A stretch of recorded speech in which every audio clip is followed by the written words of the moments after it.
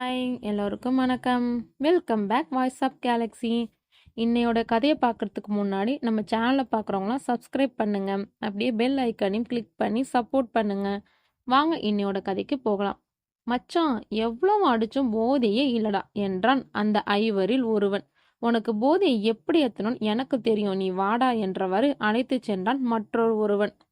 இங்கு ஒரு வீட்டில், மா ப்ளீஸ் மாம், இன்னைக்கு தான் கடைசி நாள், நான் போயிட்டு வந்துடுறேன் ப்ளீஸ் என்று தாயிடம் கெஞ்சிக் கொண்டிருந்தாள் அந்த 22 வயது அழகு பதுமை. முடியாது முடியாது, நீ என்ன சொன்னாலும் நைட்டு லேட் ஆகுன்னா உன்னை அனுப்ப முடியாது மா, நான் சீக்கிரமா வர ட்ரை பண்றேம்மா ப்ளீஸ். சரிடி, உனக்காக 7 மணிக்கெல்லாம் இங்க நீ இருக்கணும், இல்லைன்னா வேணாம் மா. 6 மணிக்கு தாம்மா ஃபங்க்ஷன் ஸ்டார்ட் ஆகும், அப்புறம் எப்படி மாம்? இங்க பாருடி, ஏதோ காலேஜ் முடிச்சு ஃபேர்வெல் ஃபங்க்ஷன் சொன்னேன், அதான் அலோ பண்றேன். 7 மணிக்கு வருவேனா போ, இல்லைன்னா போகாத என்றவாறு அவர் சொல்ல, சரி என முடிவெடுத்தவள் பச்சை நிற புடவை உடுத்தி தனது வண்டியை எடுத்துக்கொண்டு திரும்பி தனது தாயை பார்த்தவளை கையாட்டி கொண்டு பறந்தாள். என்னக்கா, இன்னைக்குமா காலேஜ்? ஆமாண்டி, ஏதோ ஃபங்க்ஷனா, அதான் போயிட்டு வந்துடுறேன்னு சொல்லிட்டு போறாமா. என்னமோ காலம் வேற கெட்டு கிடக்குது, நீ வேற ஒத்த புள்ளைய பெத்து வச்சிருக்க, பாத்துக்கோக்கா, நான் வரேன் என்று சிறிது நேரம் வெளியே நின்று தனது மகளின் தலைமறையும் வரை பார்த்து கொண்டு பிறகு உள்ளே வந்தார். அடுத்த 2 தினங்களுக்கு பிறகு நெரிசலான அடர்ந்த அந்த பஸ் ஸ்டாப்பில் கையில் பைகளை தூக்கியபடி தனது ஊருக்கு செல்லும் வழியில் டீ கடையின் கீழே தொங்கிய செய்தித்தாளை பார்த்தாள். அடையாளம் தெரியாத இளம்பெண் எரித்து கொலை, கற்பழித்து கொலைப்பட்டாரா? இதனை கண்டவள் பெருமூச்சு விட்டபடி தனது இருக்கையில் அமர்ந்தாள் இந்திரா. 3 வருடங்களுக்கு பிறகு சென்னையில் மத்தியில் உள்ள அந்த ஹாஸ்டலில் தனது காலடியை எடுத்து வைத்து உள்ளே நுழைந்தாள் மீனா. வணக்கம் மேடம், என் பேரு மீனா, நான் உங்க ஹாஸ்டல்ல சேர வந்திருக்கேன். வணக்கம்மா, எங்கேருந்து வர்றம்மா நீ? திண்டுக்கல் மேடம், சென்னையில வேலை கிடைச்சி இருக்கு, அதான் சேர வந்தேன். இன்னும் சில கேள்விகளை கேட்டவர் அவரது அடையாள அட்டையை செக் செய்து அதன் பிறகு அவளுக்கு அங்கே தங்க இடம் கொடுத்தார். சரி, 8வது நம்பர் ரூம் எடுத்துக்கோ, நைட்டு 8 மணிக்கு மேல லேட்டா வரக்கூடாது. உனக்கு நைட்டு வேலைன்னா முதல்லயே சொல்லிடணும், ஏன்னா இங்க தங்குற பொண்ணுங்களோட பாதுகாப்பு ரொம்ப முக்கியம் எங்களுக்கு, புரிஞ்சதா? சரி மேடம், நான் பாத்துக்கிறேன். ஆல்ரெடி அந்த ரூம்ல உஷான்னு ஒரு பொண்ணு இருக்கா, ஜாயின் பண்ணிக்கோமா நீ. ஹாய், நீங்க தான் உஷாவா என்று கேட்டவாறு அறையின் வாயில் வந்து நின்றாள் மீனா. ஹாய் மீனா, என் பேர் எப்படி தெரியும்? இப்பதான் கால் பண்ணி சொன்னாங்க. நீ திண்டுக்கலாம். ஆமா, திண்டுக்கல் பிரியாணி ரொம்ப ஃபேமஸ் இல்ல? ஆமா, எந்த கம்பெனில ஜாயின் பண்ணிருக்கீங்க? Nandan group of company. What, அந்த கம்பெனியா என பேரை கேட்டவள் முகம் மாற, ஏன் என்னாச்சு? சாரி, நான் உன்னை பயமுறுத்துறேன்னு நினைக்காத, அந்த கம்பெனி பத்தி விசாரிச்சியா? ரொம்ப பெரிய கம்பெனி, லீட்ல இருக்கிற கம்பெனி, நல்ல சம்பளம் வேற. ஏன், என்னாச்சு? அதெல்லாம் சரிதான், ஆனா அந்த முதலாளி பையன்தான் கொஞ்சம் சரியில்லைன்னு கேள்விப்பட்டிருக்கேன். ஜில், நாம உண்டு நம்ம வேலை உண்டுன்னு இருந்தா எந்த பிரச்சனையும் வராது. நான் அப்படிதான், யூ டோன்ட் வரி. சரி என்று தலையாட்டியவள் அவளை பார்த்து பெருமூச்சு விட்டபடி படுக்க தனது விடியலை நோக்கியவாறு அவளும் படுத்து கண்ணயர்ந்தாள். அந்த நடு இரவில் சத்தம் காதை பிளக்க, புகழ்பெற்ற இந்த பிரபல ஹோட்டலில் ஆண் பெண் பேதமில்லாமல் நாகரிகம் என்ற பெயரில் குடித்தும் அரைகுறை ஆடைகளுடன் நடனமாடியும் குத்தெடுத்தனர். டி நந்தா என்கிறவாறு அந்த கூட்டத்திடம் வந்தான் சுகன்.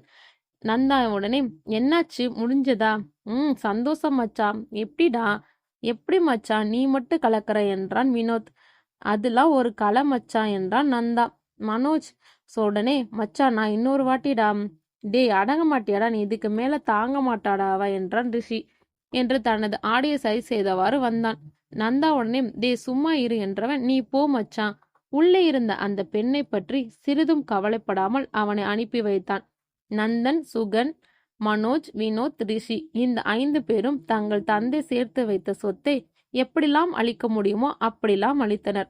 இவர்களுக்குள் ஒரு கேவலமான பந்தயம் உள்ளது. அதாவது தாங்கள் கண்ட பெண்களை தங்கள் படுக்கையில் வீழ்த்தி வெற்றி கண்டனர். நிராகரித்த பெண்களை காதல் என்னும் வலையில் வீழ்த்தி வெற்றி கண்டனர். பல பெண்கள் ஏமாந்து போதும் ஏனோ இவர்களின் எதிர்காக்க தைரியம் இல்லாமல் போனது. இவர்களின் பணபலம் அப்படி. எதிர்த்தவர்களை பணத்தால் அடித்தனர், மீறியவர்களை ஆள் வைத்தும் அடித்தனர். இதனால் இவர்கள் அட்டகாசம் வெளி உலகத்திற்கு தெரியாமல் போனது. தட்டி கேட்க வரை யாரும் இல்லை. நான் தான் சொன்னேன்லடா தாங்க மாட்டான்னு, போயிட்டா என்று ரிஷி கத்த, நந்தன் உடனே டே சும்மா இரு என்றவன் உள்ளே சென்று பார்த்து ஒரு முடிவு எடுத்தவனாய், மச்சான் நீ சுகன் ரிஷி கிளம்புங்க என்று வினோத்திடம் கூறியவன் மனோஜ் கூட்டிக் கொண்டு அந்த அறைக்கு சென்றான். ஐவரின் பிடியில் மாட்டிய பெண் அவளை கசக்கி எடுத்த பெண் என்று போற்ற வேண்டாம். ஒரு உயிர் என கூட அவளை மதிக்காமல் காமம் மட்டுமே கண் முன்னால் நிற்க அவளின் கதறல் மொழிகள் அவர்களுக்கு கேட்கவில்லை. இன்னும் கொடுமைகளை அனுபவிக்க வேண்டாம் என எண்ணியதாலோ இறைவன் அவள் உயிரை தன்னுடன் எடுத்து சென்றான். மச்சி சொன்னதா பண்ணிட்டியா என்றான் நந்தன். பக்காவா முடிச்சிட்டேன் மச்சான் என்றான் மனோஜ். இருவரும் கிளம்பி செல்ல திரும்பவும் ஒரு முறை அவளை திரும்பி பார்த்து விட்டு சென்றான் நந்தன். விடியற்காலை விடியம் நந்தனின் தாய் பார்வதி, ஏண்டி கமலா எவ்வளோ நேரம் தாண்டி நறுக்குவம்? மா இந்தாங்கம்மா முடிச்சிட்டேன். நீ வேற இன்னைக்கு லேட் ஆக்கிட்டு என்னெல்லாம் கத்த போறாரோ அந்த மனுஷன் என பயத்துடன் எல்லா வேலையும் செய்ய, ஏ பாரு பாரு என்று கத்தியவாறே வந்தார் நந்தனின் தந்தை ருத்ரமூர்த்தி. என்னங்க கூப்பிட்டீங்களா என்றாள் பாரு. கொஞ்சம் கூட அறிவில்ல, நேத்து நைட்டு கொடுத்த ஃபைலை எங்க வச்ச? இதோ நானே எடுத்துட்டு வரேங்க என்றவள் வேகமாக அறைக்கு சென்று அவர் கேட்ட ஃபைலை எடுத்து வந்து தர, அதனை வாங்கி பார்த்தவர் ஒன்றும் சொல்லாமல் செல்ல, என்னங்க ஒரு நிமிஷம் சாப்பிட்டு போங்க. சாப்பிடலாம் நேரம் இல்லை, இன்னைக்கு ஒரு முக்கியமான மீட்டிங் இருக்கு, நான் உடனே போகணும். என்னங்க ஒரு நிமிஷம். யோ என்ன வேணும் உனக்கு? இன்னைக்கு என்ன நாள்னு உங்களுக்கு ஞாபகம் இல்லையா?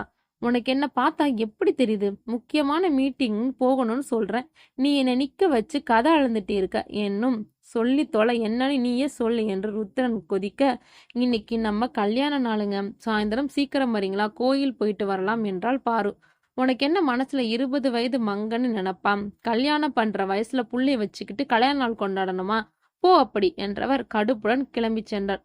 தனக்கு இந்த பதில்தான் கிடைக்கும் என எதிர்பார்த்த போதும் ஏதோ ஒரு நம்பிக்கையில் கேட்ட அவர் பேசிய வார்த்தைகளில் மனதில் முள்ளென்னு தைக்க கண்ணின் ஓரம் வந்த கண்ணீரை யாரும் அறியாமல் துடைத்துவிட்டு தனது வேலையை பார்க்க சென்றாள். கமலா உடனே, என்னம்மா காலையிலிருந்து அவருக்கு பிடிக்கும்னு எவ்வளவு ஆசையா செஞ்சீங்க, ஐயா இதெல்லாம் சாப்பிடவே இல்லையே என கூற, விடு கமலா, இது என்ன புதுசா? நீயும் இங்க வந்து 1 வருஷமா பார்த்துட்டு தானே இருக்க, விடு, நான் நந்தனை எழுப்புறேன் என்றாள் பாரு. உங்களை விடமாட்டேன்டா, திரும்ப வருவேன் உன்னை தேடி என உதட்டில் ரத்தம் வழிய இறக்கப் போகும் தருணத்தில் கூட கண்களில் சிறிதளவு கூட பயம் இல்லாமல் அவனை பார்த்து கூற அரண்டு எழுந்தான் நந்தன். சி, என்ன காலையிலே இப்படி ஒரு கனவு என தலையை உலுப்பி எழுந்தவன் முகம் கழுவி கீழே இறங்கி வந்தான். மா காஃபி. டே எழுந்திருக்கிற நேரமாடா இது? நைட்டு எப்ப வந்த, எப்ப வர போற ஒண்ணுமே தெரிய மாட்டுது, ஏன்டா இப்படி பண்ற? மா உன்னை காஃபி தான் கேட்டேன், உன்னிடம் அட்வைஸ் கேட்கல. போடா டேய், நீ கூட இப்பெல்லாம் அம்மா கிட்ட எரிஞ்சு விழுகிற, போடா என கோபித்து கொள்ள, மா என்றவன் தாயின் தொழில் சாய்ந்து கொஞ்ச, இல்லம்மா ஃப்ரெண்ட்ஸ் கூட வெளியே போயிருந்தேம்மா, அதான். எனக்கு இருக்கிறது நீ ஒத்த புள்ளடா, நீ தான் என் உலகம், உனக்கு எதுவும் ஆகக்கூடாதுடா, பார்த்து பத்திரமா இருடா. அப்போது அங்கு வந்த மனோஜ், யாராலையும் இவனுக்கு எதுவும் வராது, இவனாலதான் எல்லாருக்கும் பிரச்சனை என்று மனதில் நினைத்தவன், கவலைப்படாதீங்கம்மா, நாங்க இருக்கோம்ல, எங்களுக்குள்ள ஒன்னும் ஆகாது. வாப்பா மனோஜ், நல்லா இருக்கியா என கேட்க, எனக்கு என்னம்மா, நல்லா இருக்கேன், என் நண்பன் இருக்கு போது எனக்கு என்ன என நந்தனின் தோலை அணைத்து கூற சிரித்து கொண்டே, சரிப்பா, நான் போய் உனக்கும் சேர்த்து காஃபி எடுத்துட்டு வரேன். அவர் உள்ளே சென்றதை உறுதிப்படுத்தி கொண்டவன், மச்சான் நியூஸ் பாத்தியாம்? இப்பதாண்டா எழுந்தேன் வரேன், இங்க பாரு என்று அருகில் இருந்த நியூஸ் பேப்பரை எடுத்து காட்ட, அதில் காதல் தோல்வியால் இளம்பெண் ஹோட்டல் அறையில் தூக்கிட்டு தற்கொலை. சுபா என்கிற அந்த இளம்பெண் தனது காதலனை தேடி அந்த பிரபல ஹோட்டலுக்கு வர, அங்கு அவர் வராததால் தன்னை ஏமாற்றி விட்டாரோ என நினைத்த அந்த பெண் தூக்கிட்டு தற்கொலை செய்து கொண்ட சம்பவம் பெரும் பரபரப்பை ஏற்படுத்தியுள்ளது. அவரது காதலன் யார் என போலீஸ் விசாரணை. படித்தவன் தன் உதட்டின் ஓரம் சிரிப்பை சிரிந்து விட்டவன், பரவாயில்ல மச்சி, கொடுத்த காசுக்கு கரெக்டா எல்லாம் பண்ணிட்டாங்கடா என நந்தன் கூற, ஆனாலும் அந்த நியூஸ்ல இருக்கிற உண்மைதானே மச்சான், நீ தானே அந்த பொண்ணோட காதலன் என காதலன் என்கிற வார்த்தை அழுத்தி கூற, காதல் அதெல்லாம் சும்மா மச்சான், நீ போய் உன் லவ் சொல்லும்போது உன்னையே கை நீட்டி அடிச்சால, அதான் அதே காதல் பெயரை வச்சு நானும் அவளை இப்படி பண்ணிட்டேன், என்ன எதிர்பார்க்கல இப்படி போய் சேருவான்னு. மச்சி, நீ ஏதோ காதல் அது இதுன்னு, சீச்சி, ஆளு சூப்பரா இருக்கான்னு ரூட் போட்டேன், அவ என்னன்னா என்னையே அடிச்சிட்டா, அதான் உன்கிட்ட சொன்னேன், மத்தபடிலாம் ஒண்ணும் இல்லடா. இருவரும் சிரித்து கொள்ள அதற்குள் பாரு காஃபி கொண்டு வந்து தர, அதை குடித்தவர்கள் சரி மச்சான், நான் கிளம்புறேன். இன்னைக்கு நைட்டு பாண்டிச்சேரி வர போறேன். ஒரு முக்கியமான வேலையா. அது என்னடா அப்படி முக்கியமான வேலை? என இழுத்தவன், மீரா கூட அவுட்டிங் போறேன்டாம். ஏதோ பண்ணி தொலை, பார்த்து போ. ஏதாவதுனா கால் பண்ணு. ஓகே மச்சி, பாய். இங்கு மீனா நந்தன் குரூப்பில் வேலைக்கு முதல் நாள் செல்ல வேண்டிய எல்லா ஃபார்மாலிட்டிஸையும் முடித்து வேலைக்கு சேர்ந்தாள். ருத்ரமூர்த்தியின் பிஏவா பணியில் சேர்ந்தாள். மனோஜ் கிளம்பி தனது காதலி மீராவுடன் பாண்டிச்சேரி இரவு கிளம்ப பாதி வழியில் மீராவிற்கு போன் வந்தது. பேசியவள் பதட்டத்துடன், மனோஜ், எங்க அம்மாவுக்கு உடம்பு சரியில்லையா, ஹாஸ்பிட்டல்ல சேர்த்திருக்காங்களாம், உடனே போகணும். என்ன சொல்ற? ஆமா மனோஜ், நான் போகணும். நாம இன்னொரு நாள் போகலாம். என்ன பஸ் ஸ்டாண்ட்ல விடுங்க, நீங்க உங்க ஃப்ரெண்டை பார்த்துட்டு வாங்க. இல்ல பரவாயில்ல, இருக்கட்டும், நானே உன்னை கொண்டு போய் விடுறேன். ஐயோ வேணாப்பா, உங்க ஃப்ரெண்ட்ஸ் பார்க்க ஆசையா இருந்தீங்க, அவரும் உங்களுக்காக வெயிட் பண்ணுவாங்க. நீங்க போங்க, நான் இறங்கிக்கிறேன். சரி என்றவன் அவளை பேருந்து நிலையத்தில் இறக்கிவிட்டு கார் போன போக்கில் அவனும் சென்றான். எந்த ஃப்ரெண்டை போய் நான் பார்க்க, நானே அவளை கரெக்ட் பண்ணி ஃப்ரெண்டை பார்க்க போறேன்னு போய் சொல்லி அழைச்சிட்டு வந்தேன். அதுவும் ஊத்திக்கிச்சு. சரி, அடுத்த தடவை இன்னும் பெட்டரா ட்ரை பண்ணுவோம் என்றவன் திரும்ப ஊருக்கே செல்ல, வழியில் மஞ்சள் சுடிதாரில் கூந்தலை விரிய விட்டு தேவதை போல் பெண் ஒருத்தி இவனது காரிலை கை நீட்டி மறித்தாள். யாரா இவ, செம்ம சூப்பரா இருக்கா, தானா வந்து மாற்றாளே என மனோஜ், உனக்கு எங்கேயோ மச்சண்டா, போட்ட பிளான் வீண் போகல என எண்ணியவாறே காரை நிறுத்த, ஹாய் சார், நான் சித்ரா, இங்க ஒரு ஃபங்க்ஷனுக்கு வந்தேன். வண்டி ரிப்பேர் ஆயிடுச்சு, மெக்கானிக்கு ஷாப்ல விட்டு இருக்கேன். ஏதாவது வண்டி வருமானு பார்த்தா ஒரு வண்டி கூட இல்ல. ப்ளீஸ் என்ன டிராப் பண்றீங்களா? அதுக்கு என்ன, விட்டா போச்சு, வாங்க உள்ள வாங்க என அழைக்க, ஓ ரொம்ப தேங்க்ஸ் சார், ரொம்ப நேரமா வெயிட் பண்றேன், சோ ஸ்வீட் என அவனை புகழ்ந்தவரை முன் இருக்கையில் அமர, சிறிது நேரம் அவனை பற்றி விசாரித்தவள், ரொம்ப பயந்துட்டேன் சார். நல்ல வேளை நீங்க வந்தீங்க. நீங்க எவ்வளவு நல்லவரா இருக்க போய் நான் தப்பிச்சேன். வேற யாராவது மோசமானவன் கையில நான் மாட்டியிருந்தா என்ன ஆகுறது என அவள் தலையை உலுக்கி கொண்டு கூற, இதனை கேட்டவன், நான் நல்லவனாம், உலகத்திலே என்னை விட மோசமான ஒருத்தன் இருப்பானா என்ன? என்கிட்ட மாட்டிட்டு இப்படி பேசுறியே பாப்பா என தன் மனதில் நினைத்து கொண்டான். இட்ஸ் ஓகே, உங்களுக்கு இதான் ஊராம்? இல்லைங்க, நான் திருச்சி ஃபங்க்ஷனுக்காக வந்தேன். நீங்க ரொம்ப அழகா இருக்கீங்க, சும்மா விட்டு போறேன்னு நினைக்காதீங்க, சீரியஸா யூ ஆர் வெரி பியூட்டிஃபுல். அவனின் பேச்சை கேட்டு சிறிது வெட்கம் எட்டி பார்க்க, தேங்க்ஸ், நீங்களும் ரொம்ப அழகா தான் இருக்கீங்க என கூறும்போதே அவளது போன் அடித்தது. மா, இதோ கிளம்பிட்டேம்மா. கேட்கல மேம். சார், சிக்னல் கட் ஆகுது, கொஞ்சம் வண்டியை நிறுத்துறீங்களா?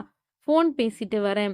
யா ஷுவர் என்றவாறு வண்டியை நிறுத்த அவள் இறங்கி வண்டியின் பின்புறம் நின்று ஃபோன் பேசினாள். அவள் இறங்கிய பிறகு அந்த இடத்தை மனோஜ் பார்க்க அது ஆள் ஆரவரமற்ற யாரும் இல்லாத பகுதியாக இருந்தது. 10 நிமிடத்திற்கு மேலாகியும் அவள் வராததை உணர்ந்து திரும்பி பார்க்க அந்த இடத்தில் அவள் இல்லை. ச்சே, எங்க போனா இவா என்றவாறு கீழே இறங்க, ஹலோ சித்ரா, எங்க இருக்கீங்க, ஹலோ ஹலோ என கத்த அவனது குரல் மட்டுமே அந்த இடம் முழுக்க கேட்டது. என்னடா மனோஜ், எல்லாம் மிஸ் ஆகுதே என தனக்குள் பேசியவாறே பார்க்க அங்கு தூரத்தில் சித்ரா முதுகுப்புறம் காட்டி நின்றாள். அவள் அருகில் சென்றவன், சித்ரா, இங்க என்ன பண்றீங்க, போன் பேசிட்டீங்களா, போலாமா என அப்போதும் அவள் அப்படியே நிற்க, வாங்க என அவள் கைப்பற்றி இழுக்க அவள் திரும்பினாள். சித்ரா இப்போது முழுவதும் வேறு ஒரு ஆளாக மாறி போயிருந்தாள். நீங்க நீங்க யாரு சித்ரா, எங்கம், என்னை யாருன்னு உனக்கு தெரியல என கண்ணீரென குரலுடன் கேட்க, இப்போது மனோஜ் மனதுக்கும் ஏதோ தவறாகப்பட, தெரியலையேன தந்தி அடித்தான். நல்லா பாரு. அவளை அந்த நிலா வெளிச்சத்தில் சற்று உற்று பார்த்தவன் முகம் பயத்தின் உச்சத்தின் கட்டத்தில் இருக்க, கை கால்கள் நடுங்கியபடியும், நீ நீ அந்த பொண்ணு தானே என கேட்க, நானும் சொன்னேன்லடா திரும்பி வருவேன் என்று அவள் கூற,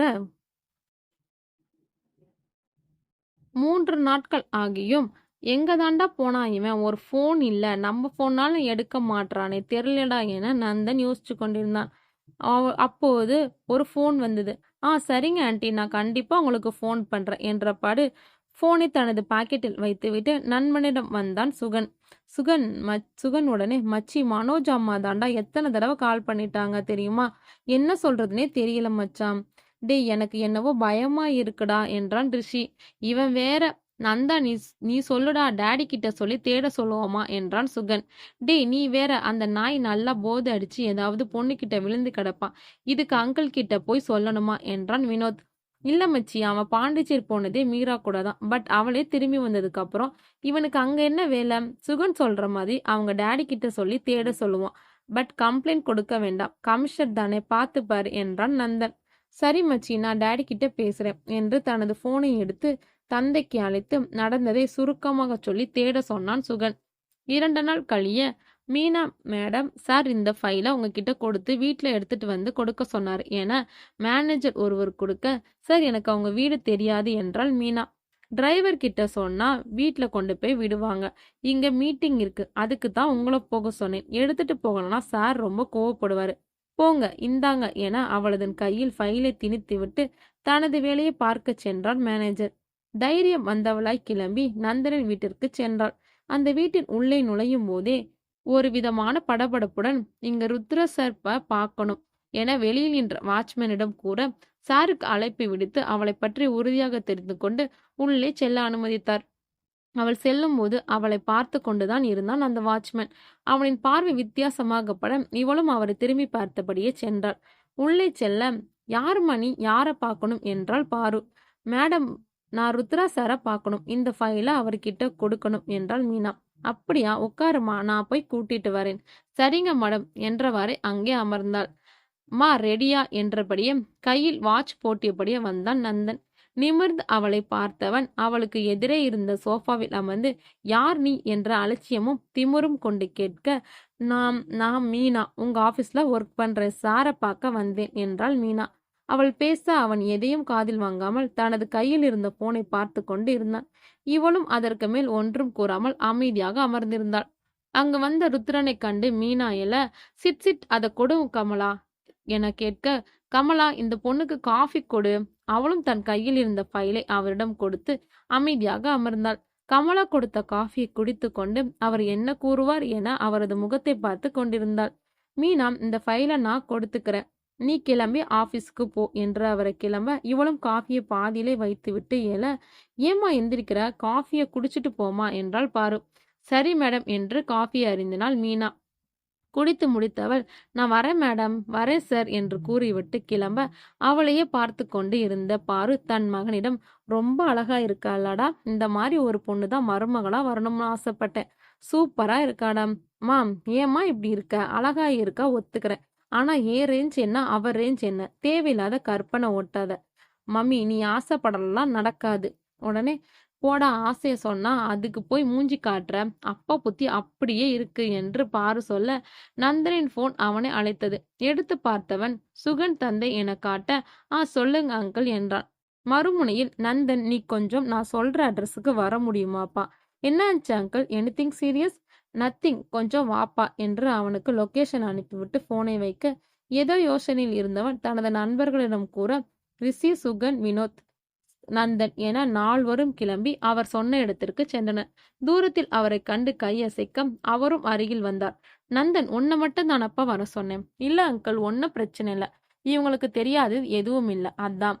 டாடி, என்னாச்சு சொல்லுங்க, என்கிட்ட கூட ஃபோன் பண்ணாம நந்தனை மட்டும் வர சொல்லியிருக்கீங்க, ஏன் என்றான் சுகன். அங்கிள், என்னாச்சு, மனோஜ் பத்தி ஏதாவது தெரிஞ்சதா என்றான் ரிஷி. எதுவும் சொல்லாமல் கையை பிசைந்த கமிஷனர் வேலன், நீங்க சொன்னதை வச்சு விசாரிச்சப்போ அவரோட காரை ட்ரேஸ் பண்ணி இங்கேருந்து கொஞ்சம் தூரத்துக்கு அப்புறம் உள்ள இடத்த ஃபுல்லா பார்க்க சொன்னதுல, சாரி டு சே, கார்ல ஒரு டெட் பாடி கிடைச்சது. கார் யாருன்னு விசாரிச்சப்போ மனோஜ் கார் தான் கன்ஃபார்ம் பண்ணதான் உங்களை வர சொன்னேன். நோ டாடி, அது கண்டிப்பா மனோஜா இருக்காது என்றான் சுகன். சுகா, எனக்கும் அப்படி இருக்கணும் ஆசைதான்டா, இருந்தாலும் போங்க, போய் பாருங்க என்றான் வேலன். நண்பர்கள் 4வரும் அந்த இடத்திற்கு ஓடினர். வெள்ளை துணி முகத்தில் போடப்பட்டு இருக்க பல பெண்களின் துணியை உருவிய கைகள் இந்த வெள்ளை துணியை உருவ கை கால்கள் நடுங்க பயத்துடனே அதை உருவி பார்க்க அதை கண்ட நந்தன் அருவருப்பில் முகத்தை திருப்ப வினோத் அதிர்ச்சியில் கண்களை மூட சுகன் அதனை கண்ட முடியாமல் வேறு பக்கம் திரும்பினான். ரிஷி ஒரு படிக்கு மேலே போய் வாந்தியே எடுத்து விட்டான். அங்கு வந்த கமிஷனர் வேலன் காரை ஒரு இடத்துக்கு மேல கட்டுப்பாட்டை இழந்து வேகமாக வந்து மோதிருக்கு.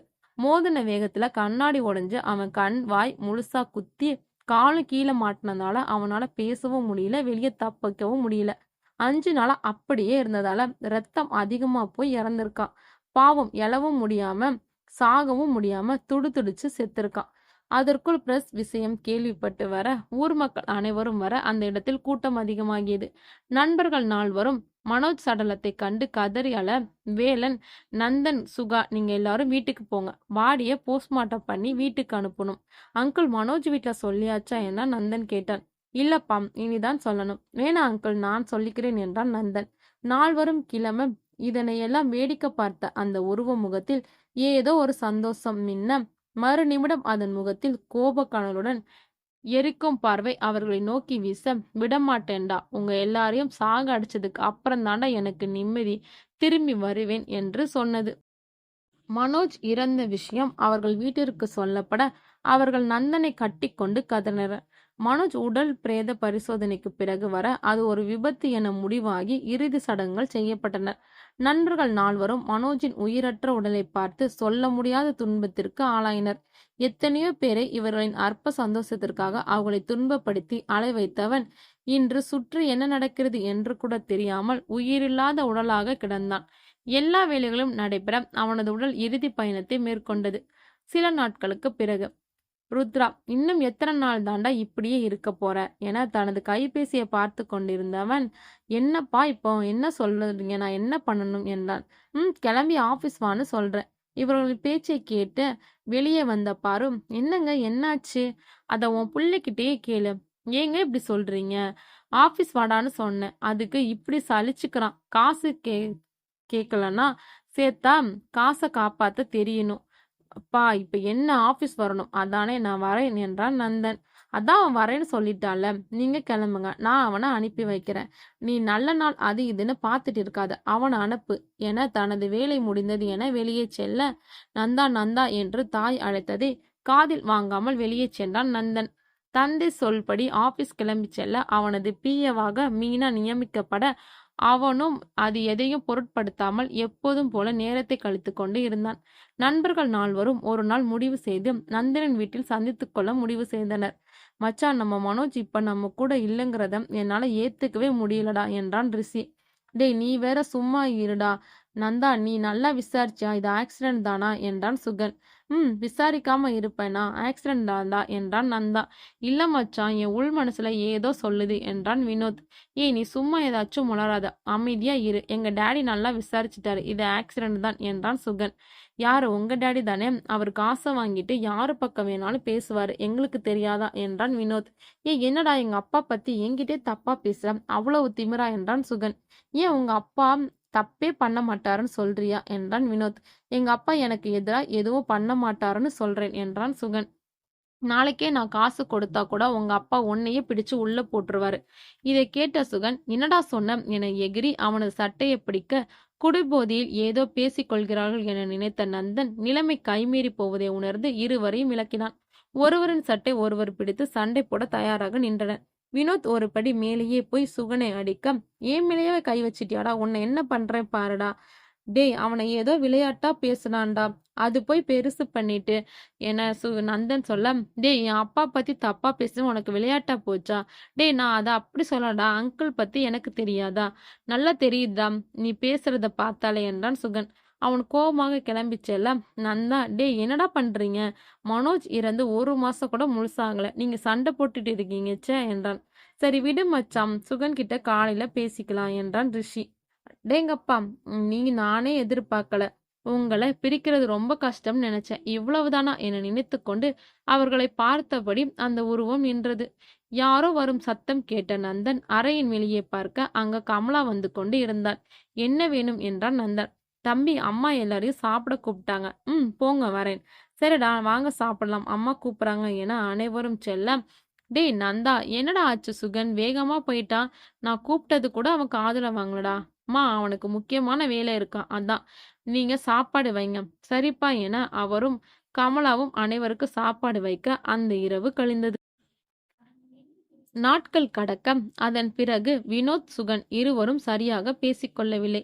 ஒருவர் இருக்கும் இடத்தில் மற்றொருவர் இருக்கவில்லை. இந்த விஷயத்தை முடிக்க நந்தன் ரிஷி இருவரும் திட்டம் ஒன்றை தீட்டி அதன்படி நால்வரும் ஒரு இடத்தில் சந்தித்து கொள்ள முடிவு செய்து பிரபல ஹோட்டலுக்கு வர வைத்தனர். சில நாட்களுக்கு பிறகு நண்பர்கள் நால்வரும் சந்தித்து கொள்ள வேண்டாவிருப்பாம் அங்கு வந்தான் வினோத். என்ன மச்சான், ஏன்டா இப்படி மூஞ்சி தூக்கி வச்சு உக்காந்துட்டு இருக்க, ஏன்டா என்றான் ரிஷி. என் கையில் இருந்த சரக்கை வாயில் சரித்து கொண்டே கேட்டான். டேய், நீங்க 2 பேரும் முகம் கொடுத்து பேச மாட்டீங்க தாண்டா உங்களை இங்க கூட்டிட்டு வந்தேன் என்றான் நந்தா. வினோத் உடனே, பின்ன அவன் கை நீட்டி அடிக்கும் போது நீ சும்மா தானே இருந்த? டேய், நீ தானடா அவனை முதல்ல அடிச்சா, அப்புறம் தானே அவன் உன்னை அடிச்சான். எதிர்பார்க்காம நடந்தது. அதுவும் இல்லாம அவங்க அப்பாவை பத்தி அப்படி பேசுனனால தானே அவன் அடிச்சான். அப்ப ஓ மேல தானடா தப்பு. அவன் இங்கதான் வந்துட்டு இருக்கான், நீ யோசி. வினோத் யோசிக்க காரில் முழு சத்தத்தை வைத்துக்கொண்டு பாட்டு கேட்டபடி சுகன் வர அவனது போன் அழைத்தது. அதனை பார்த்தவன் முகம் புன்னகையில் விரிஞ்சது. சொல்லிடி, எங்க இருக்கீங்க? அதான் சொன்னேன்ல, ஃப்ரெண்டு பார்க்க போறேன்னு சொன்னீங்கல்ல, சும்மா தான் கேட்டேன். நீ வரியா, நம்ம ஹோட்டலுக்கு போகலாம். வேணாம் வேணாம், நீங்க உங்க ஃப்ரெண்டு பார்க்கவே போங்க. சரி, என்ன ஹோட்டல் நேம் சொன்னீங்க? மறந்துட்டேன். நான் உங்ககிட்ட சொல்லவே இல்லையே. அப்போ சொல்ல மாட்டீங்களா? அதானே, பிவிஎஸ் ஹோட்டல் போறேன். Okay bye. அதன் பிறகு அவன் ஹோட்டல் செல்ல காரை பார்க்கிங் செய்துவிட்டு சாவியை கையால் சுற்றியபடி விசில் அடித்து கொண்டு வர யாரோ தன்னையை பார்ப்பது போன்ற பிரம்மை அவனுக்கு வர சுற்றுமுற்றும் பார்த்தான். யாரும் இல்லாததைக் கண்டு நிம்மதி அடைந்தவன் லிப்டில் ஏறி 8வது மாடியான பட்டனை அமுக்கினான். லிப்ட் இடையில் 4வது மாடியில் நிற்க கதவு திறக்கப்பட எதிரில் நவ நாகரிகமான மங்கை ஒருத்தி சுகன் கண்ணில் விழுந்தான். அவளது அழகை கண்ட சுகன் மயங்க அதனை தனக்கு சாதகமாக்கி கொண்ட அந்த பெண் அவனை பார்த்து இதழ் புன்னகை விரித்தாள். அடடா, என்ன அழகு! இதை வச்சு செய்யலாம் போலயே, செம்மையா இருக்காளே என்றான். என்ன என அவ கத்த, என்னாச்சு மேடம்? காலில் ஏதோ பூச்சி கடிச்சிருச்சு போல, நான் வேணா பார்க்கவா என அவளை கண்டு வலிந்தபடி கூற, சீ நாட்டி, சின்ன பூச்சி தான், நானே பார்த்துக்கிறேன் என சிரித்தபடி பதில் தந்தாள். 8வது மாடியில் நிற்க, நீங்க எந்த ஃப்ளோர் சொல்லவே இல்லையே? நான் 12வது ஃப்ளோர். நான் வேணா வந்து விடவா? இப்ப வேணா, நைட்டு 11 மணிக்கு வாங்க, பாய் என மனதை மயக்கும் சிரிப்பை உதிர்த்துவிட்டு மங்கை அவள் செல்ல அவளின் பேச்சில் மயங்கி போனான் மானிடன் அவன். அறைக்கு சந்தோஷமான மனநிலையில் வந்த சுகன் எதிரில் உள்ளதைக் கண்டு முகம் சுருக்கி போனான். நந்தாம், டே வாடா, ஏன் லேட்டு என கேட்க, கொஞ்சம் வேலை மச்சியாதான் என்றான் சுகன். ரிஷி உடனே, டே இவன் வேற உனக்கு வேற தனியா சொல்லணுமாடா? முடிஞ்சது முடிஞ்சு போச்சு, இனி பழச மறப்போம், புதிதாக பிறப்போம் என தனது கையில் இருந்த கிளாஸை தூக்கி காட்ட வினோத் சுகன் அருகில் வந்து, சாரி மச்சான், ஏதோ கடுப்புல உங்க அப்பா பத்தி தப்பா பேசிட்டேன், சாரிடா. சரி விடுடா என இருவரும் அந்த விஷயத்தை விட்டு அவர்களுடன் இணைந்து மது அருந்த ஆரம்பித்தனர்.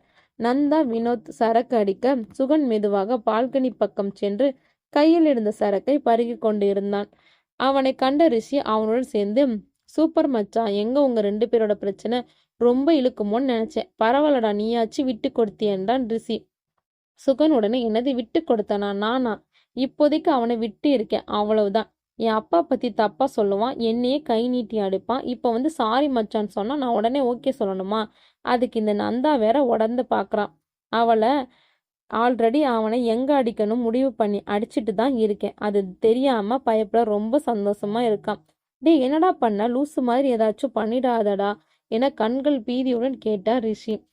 சுகன் வினோத்தை கண்டு நக்கல் சிரிப்பு சிரிக்க ரிஷி உடனே, மச்சான் சொல்லுடா, இப்போ நீ சொல்லல, இதை பத்தி நான் நந்தா கிட்ட சொல்லிடுவேன். இம்முறை சற்று கடுப்பான சுகன், உன் வேலை என்னவோ அதை மட்டும் பாரு. டே பதறுதுடா, சொல்றா என்றான் ரிஷி. இப்ப என்ன உனக்கு சொல்லணும், அவ்வளவுதானே? அவன் ஆளன்னா கரெக்ட் பண்ணிட்டேன், போதுமா? என்னது ஆளா என சற்று யோசித்தவன், அவன் மாமா பொண்ணு ரீத்துவ. டேய், அவன் சின்சியரா அந்த பொண்ணை லவ் பண்றான்டா, நீ எதுவும் விளையாடாத. பட் அந்த பொண்ணு அவனுக்கு சின்சியரே இல்லையேடா. உனக்கு தெரியுமா மச்சான், ஒரே வாரத்துல அவளை கரெக்ட் பண்ணி டேட்டிங்கே போயிட்டேன். இப்போ கூட வரும்போது அவகிட்ட தான் ஃபோன் பேசிட்டு வந்தேன் என சிரித்து கொண்டே கூற, அந்த நேரம் அவர்களின் முதுகில் சட்டென ஒரு கைப்பட இருவரும் அதிர்ந்தனர். மெதுவாக திரும்பி பார்க்க அவர்களை பார்த்தபடி நந்தன் நின்று கொண்டு இருந்தான். என்னடா ரொம்ப நேரமா 2 பேரும் கிசு கிசுன்னு பேசிட்டு இருக்கீங்க, அப்படி என்னடா விஷயம்? அவனது பேச்சில் அவன் ஒன்றும் காதில் வாங்கவில்லை என்பது உறுதி செய்து கொண்டு சுகன் ரிஷி இருவரும் நிம்மதி அடைந்தனர். சுகன் உடனே, ஒண்ணுமில்ல மச்சி, சும்மாதான். சரி வா ஆரம்பிக்கலாம் என நால்வரும் அமர்ந்து போதை உண்டாக்கக்கூடிய அனைத்து மருந்துகளையும் அறிந்தனர். இது இவர்களுக்கு வழக்கமான ஒன்றுதான். மாதத்தில் அல்லது ஒரு சில நாட்களில் நண்பர்கள் இணைந்து அளவுக்கு அதிகமான போதைகளை எடுத்துக்கொண்டு மறுநாள் வீடு செல்வது வழக்கம். நேரமாக நந்தன் ஏதோ அளவுக்கு அதிகமான போதை ஏறிய மயக்க நிலைக்கு தன்னை தள்ளுவது போல் உணர்ந்தான். அப்படியே மயங்கினான். அடுத்து ரிஷி வினோத் மயங்க சுகன் மட்டுமே அவனது போதை மருந்தை கொஞ்சமாக எடுத்துக்கொண்டு யாருக்கும் சந்தேகம் ஏற்படாத வகையில் மயங்குவது போல நடித்தான்.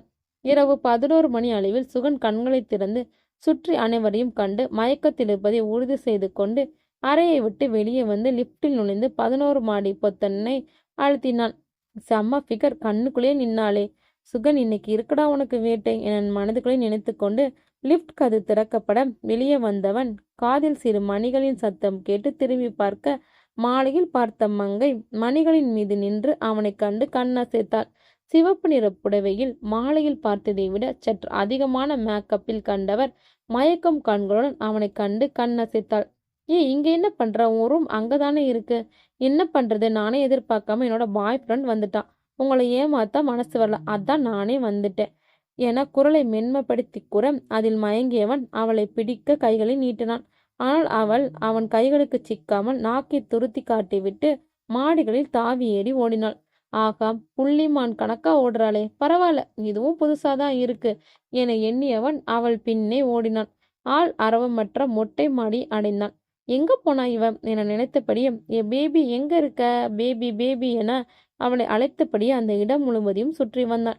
இறுதியில் முதுகை காட்டியபடி திரும்பி நின்றவளைக் கண்டு அவன் மெதுவாக அவளிடம் சென்று பின்னிருந்து அவளை அணைத்தான்.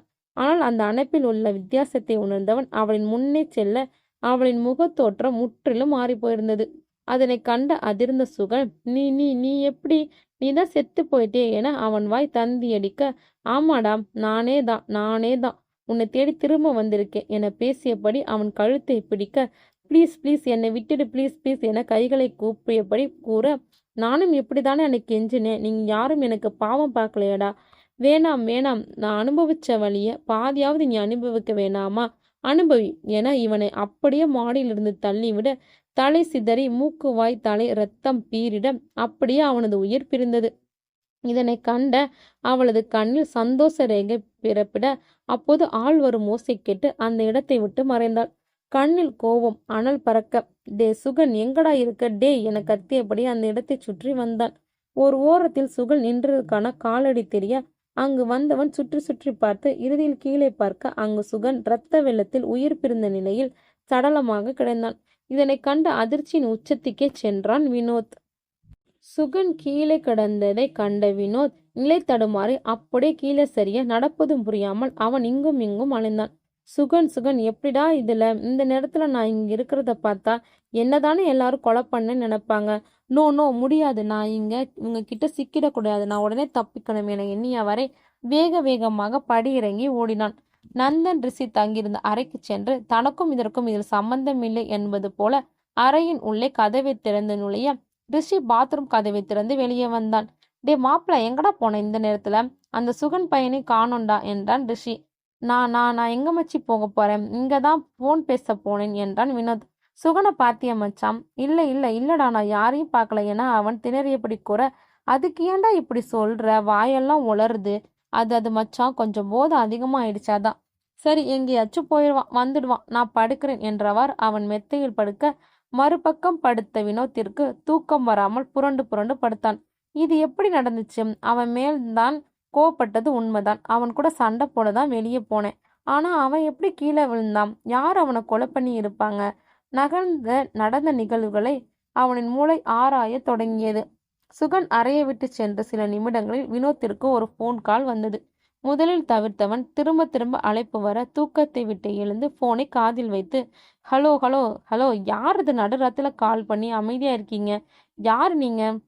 என்ன தம்பி, உனக்கு ஒரு விஷயம் சொல்லலான்னு கால் பண்ணா நீங்க இப்படி கோவப்படுறீங்க என மறுபக்கத்தில் இருந்து கரகரப்பான ஒரு ஆண் குரல் கேட்டது. லூசா நீ, விஷயம் சொல்றதுக்கு இதுவா நேரம்? எதுவா இருந்தாலும் காலையில சொல்லு, இப்ப போனை வை. தம்பி வச்சிடாதீங்க, இது உங்க வாழ்க்கை பத்தின முக்கியமான விஷயம். இங்க பாரு, சொல்ல வந்த விஷயத்த சீக்கிரம் சொல்லு, எனக்கு தூக்கம் வருது, நான் தூங்கணும்.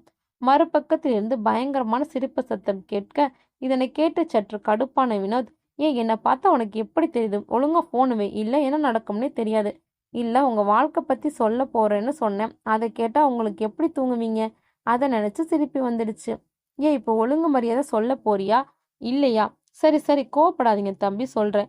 ஆமா, உங்க ஃப்ரெண்டு சுகனுக்கும் உங்களுக்கும் சண்டையாமி, அப்படியா? இது உனக்கு தேவையில்லாத விஷயம். நீ என்ன சொல்ல வரையோ அதை மட்டும் சொல்லு. உங்க நட்பு மேல அவ்வளவு நம்பிக்கை, ஆனா அவன் அந்த நட்புக்கு உண்மையா இல்லையே தம்பி. என்ன உளர்ற? அவனுக்கும் என் மேல சின்ன கோபம், அவ்வளவுதான். எனக்கு எதிரால அவன் எதுவும் பண்ண மாட்டான். பண்ணிட்டானே, உங்க கூடவே இருந்து உங்களுக்கே துரோகம் பண்ணிட்டானே. வினோத் தன் மனது ஏதோ ஒன்றை உரைக்க அவனை பேசிவிட்டு அமைதி காத்தான். உங்க காதல் இப்போ அவன் காதலா ஆக்கிட்டான்.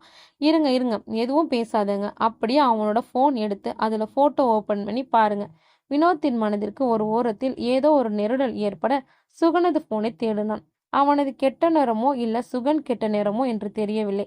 போன் உடனே அவனது கையில் அகப்பட அதனை ஓபன் செய்து கேலரியை பார்த்தான். அதில் ரீத்து என்கிற பெயரில் இருந்த கேலரியை ஓபன் செய்ய அதில் சுகன் மற்றும் ரீத்து எடுத்துக்கொண்ட போட்டோக்கள் ஒன்று ஒன்றாக வரத் தொடங்கியது. போக போக ரீத்துவுடன் நெருக்கமாக இருந்த புகைப்படங்கள் வர அதை கண்டவன் முகம் கோபத்தில் வெடித்தது.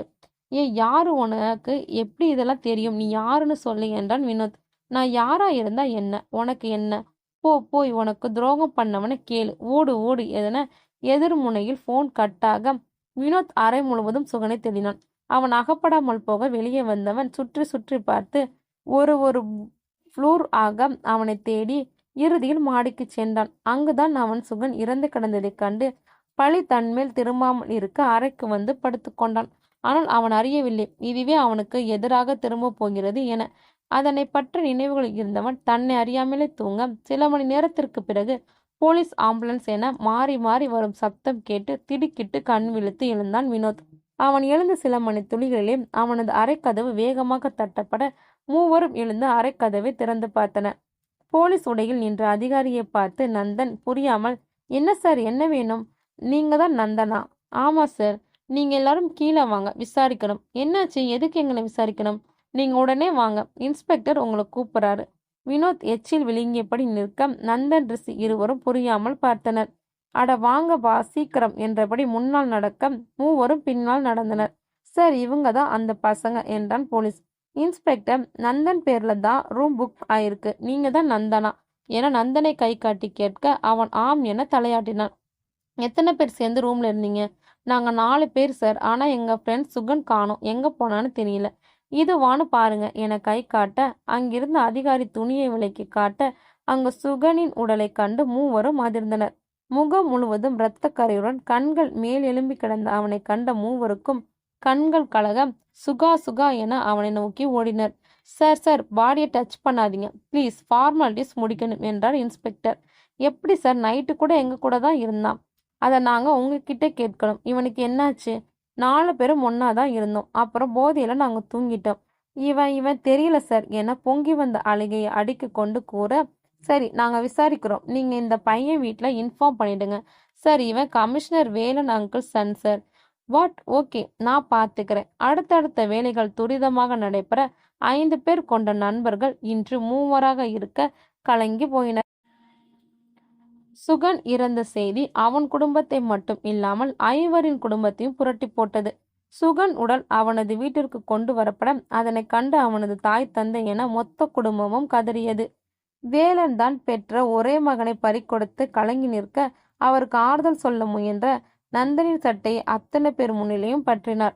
டே, என்னடா பண்ணீங்க? என் பிள்ளைய உங்க கூட தானடா இருந்தான் என்றான் வேலன். அங்கிள், சுகன் இருந்தது எங்களுக்கும் வருத்தம்தான். ஆனா இப்படி நடக்கும்னு நாங்களே எதிர்பார்க்கல. நந்தனின் சட்டையை பிடித்து கேட்டதை கண்ட ருத்ரா கோபமாக, என்ன பண்றீங்க? கையை எடுங்க. உங்களுக்கு தெரியாதா அவங்க எத்தனை வருஷமா நண்பர்களா இருக்காங்க? நீங்களே இப்படி பண்ணா? டேட் விடுங்க, சுகன் இருந்ததுனால அங்கிள் இப்படி நடந்துக்கிறாங்க. எனக்கு அது புரியுது. நீங்க எதுவும் அவரை சொல்லாதீங்க, வாங்க என தனது தந்தையை அழைத்து கொண்டு அந்த இடத்தை விட்டு நகர இதனை எதையும் கருத்தில் கொள்ளாமல் ஏதோ ஒரு யோசனையில் இருந்த வினோத்தை நந்தன் கண்டுவிட்டான். டே, ஏண்டா இப்படி இருக்கா? வா கிளம்பலாம். இருமச்சி, நானும் வினோத்தும் போய் சுகன் அப்பா அம்மா கிட்ட சொல்லிட்டு வரோம் என்றான் ரிஷி. நான் எதுக்கு? அதெல்லாம் வேண்டாண்டா என பட்டன பதில் வர நந்தன் ரிஷி இருவரும் அவனை வித்தியாசமாக பார்த்தனர். இல்ல மச்சான், இறந்து போனவங்க வீட்டுல சொல்லிட்டு போக கூடாதுன்னு சொல்லுவாங்க, அதான் என்றான் நந்தன். ஓ அப்படியா, சரிடா கிளம்பலாம். சுகன் இறந்தது அவனுக்கு காரியம் செய்துவிட்டு வந்த போதும் வேலனின் மனது ஆறவில்லை. ஒரு மகனின் சாவிற்கு காரணமான ஒரு வழியை கண்டுபிடித்தார். 3 நாட்களுக்கு பிறகு, வணக்கம் சார், நான் தினேஷ் என்றவாறு வந்து நின்றவனை கண்டு புரியாத பார்வை பார்த்தார் வேலன். சார், நான் டிடெக்டிவ். உங்க மகன் இருந்தது காரணம் கண்டுபிடிக்க சொல்லியிருந்தீங்களே என்றான் தினேஷ். ஓ சாரி, வாங்க மிஸ்டர். தினேஷ் சார், என் நேம். தினேஷ், சாரி, வேற ஒரு ஞாபகத்தில் இருந்தனால கவனிக்கல, வாங்க என்றான் வேலன். சொல்லுங்க சார், நான் என்ன பண்ணணும்? என் பையன் பேரு சுகன். படிச்சுட்டு சும்மா தான் இருக்கான். ஃப்ரெண்ட் கூட 2 நாள் முன்னாடி ஹோட்டல் போனான். அங்க தான் மொட்டை மாடில இருந்து விழுந்து இறந்துட்டான்.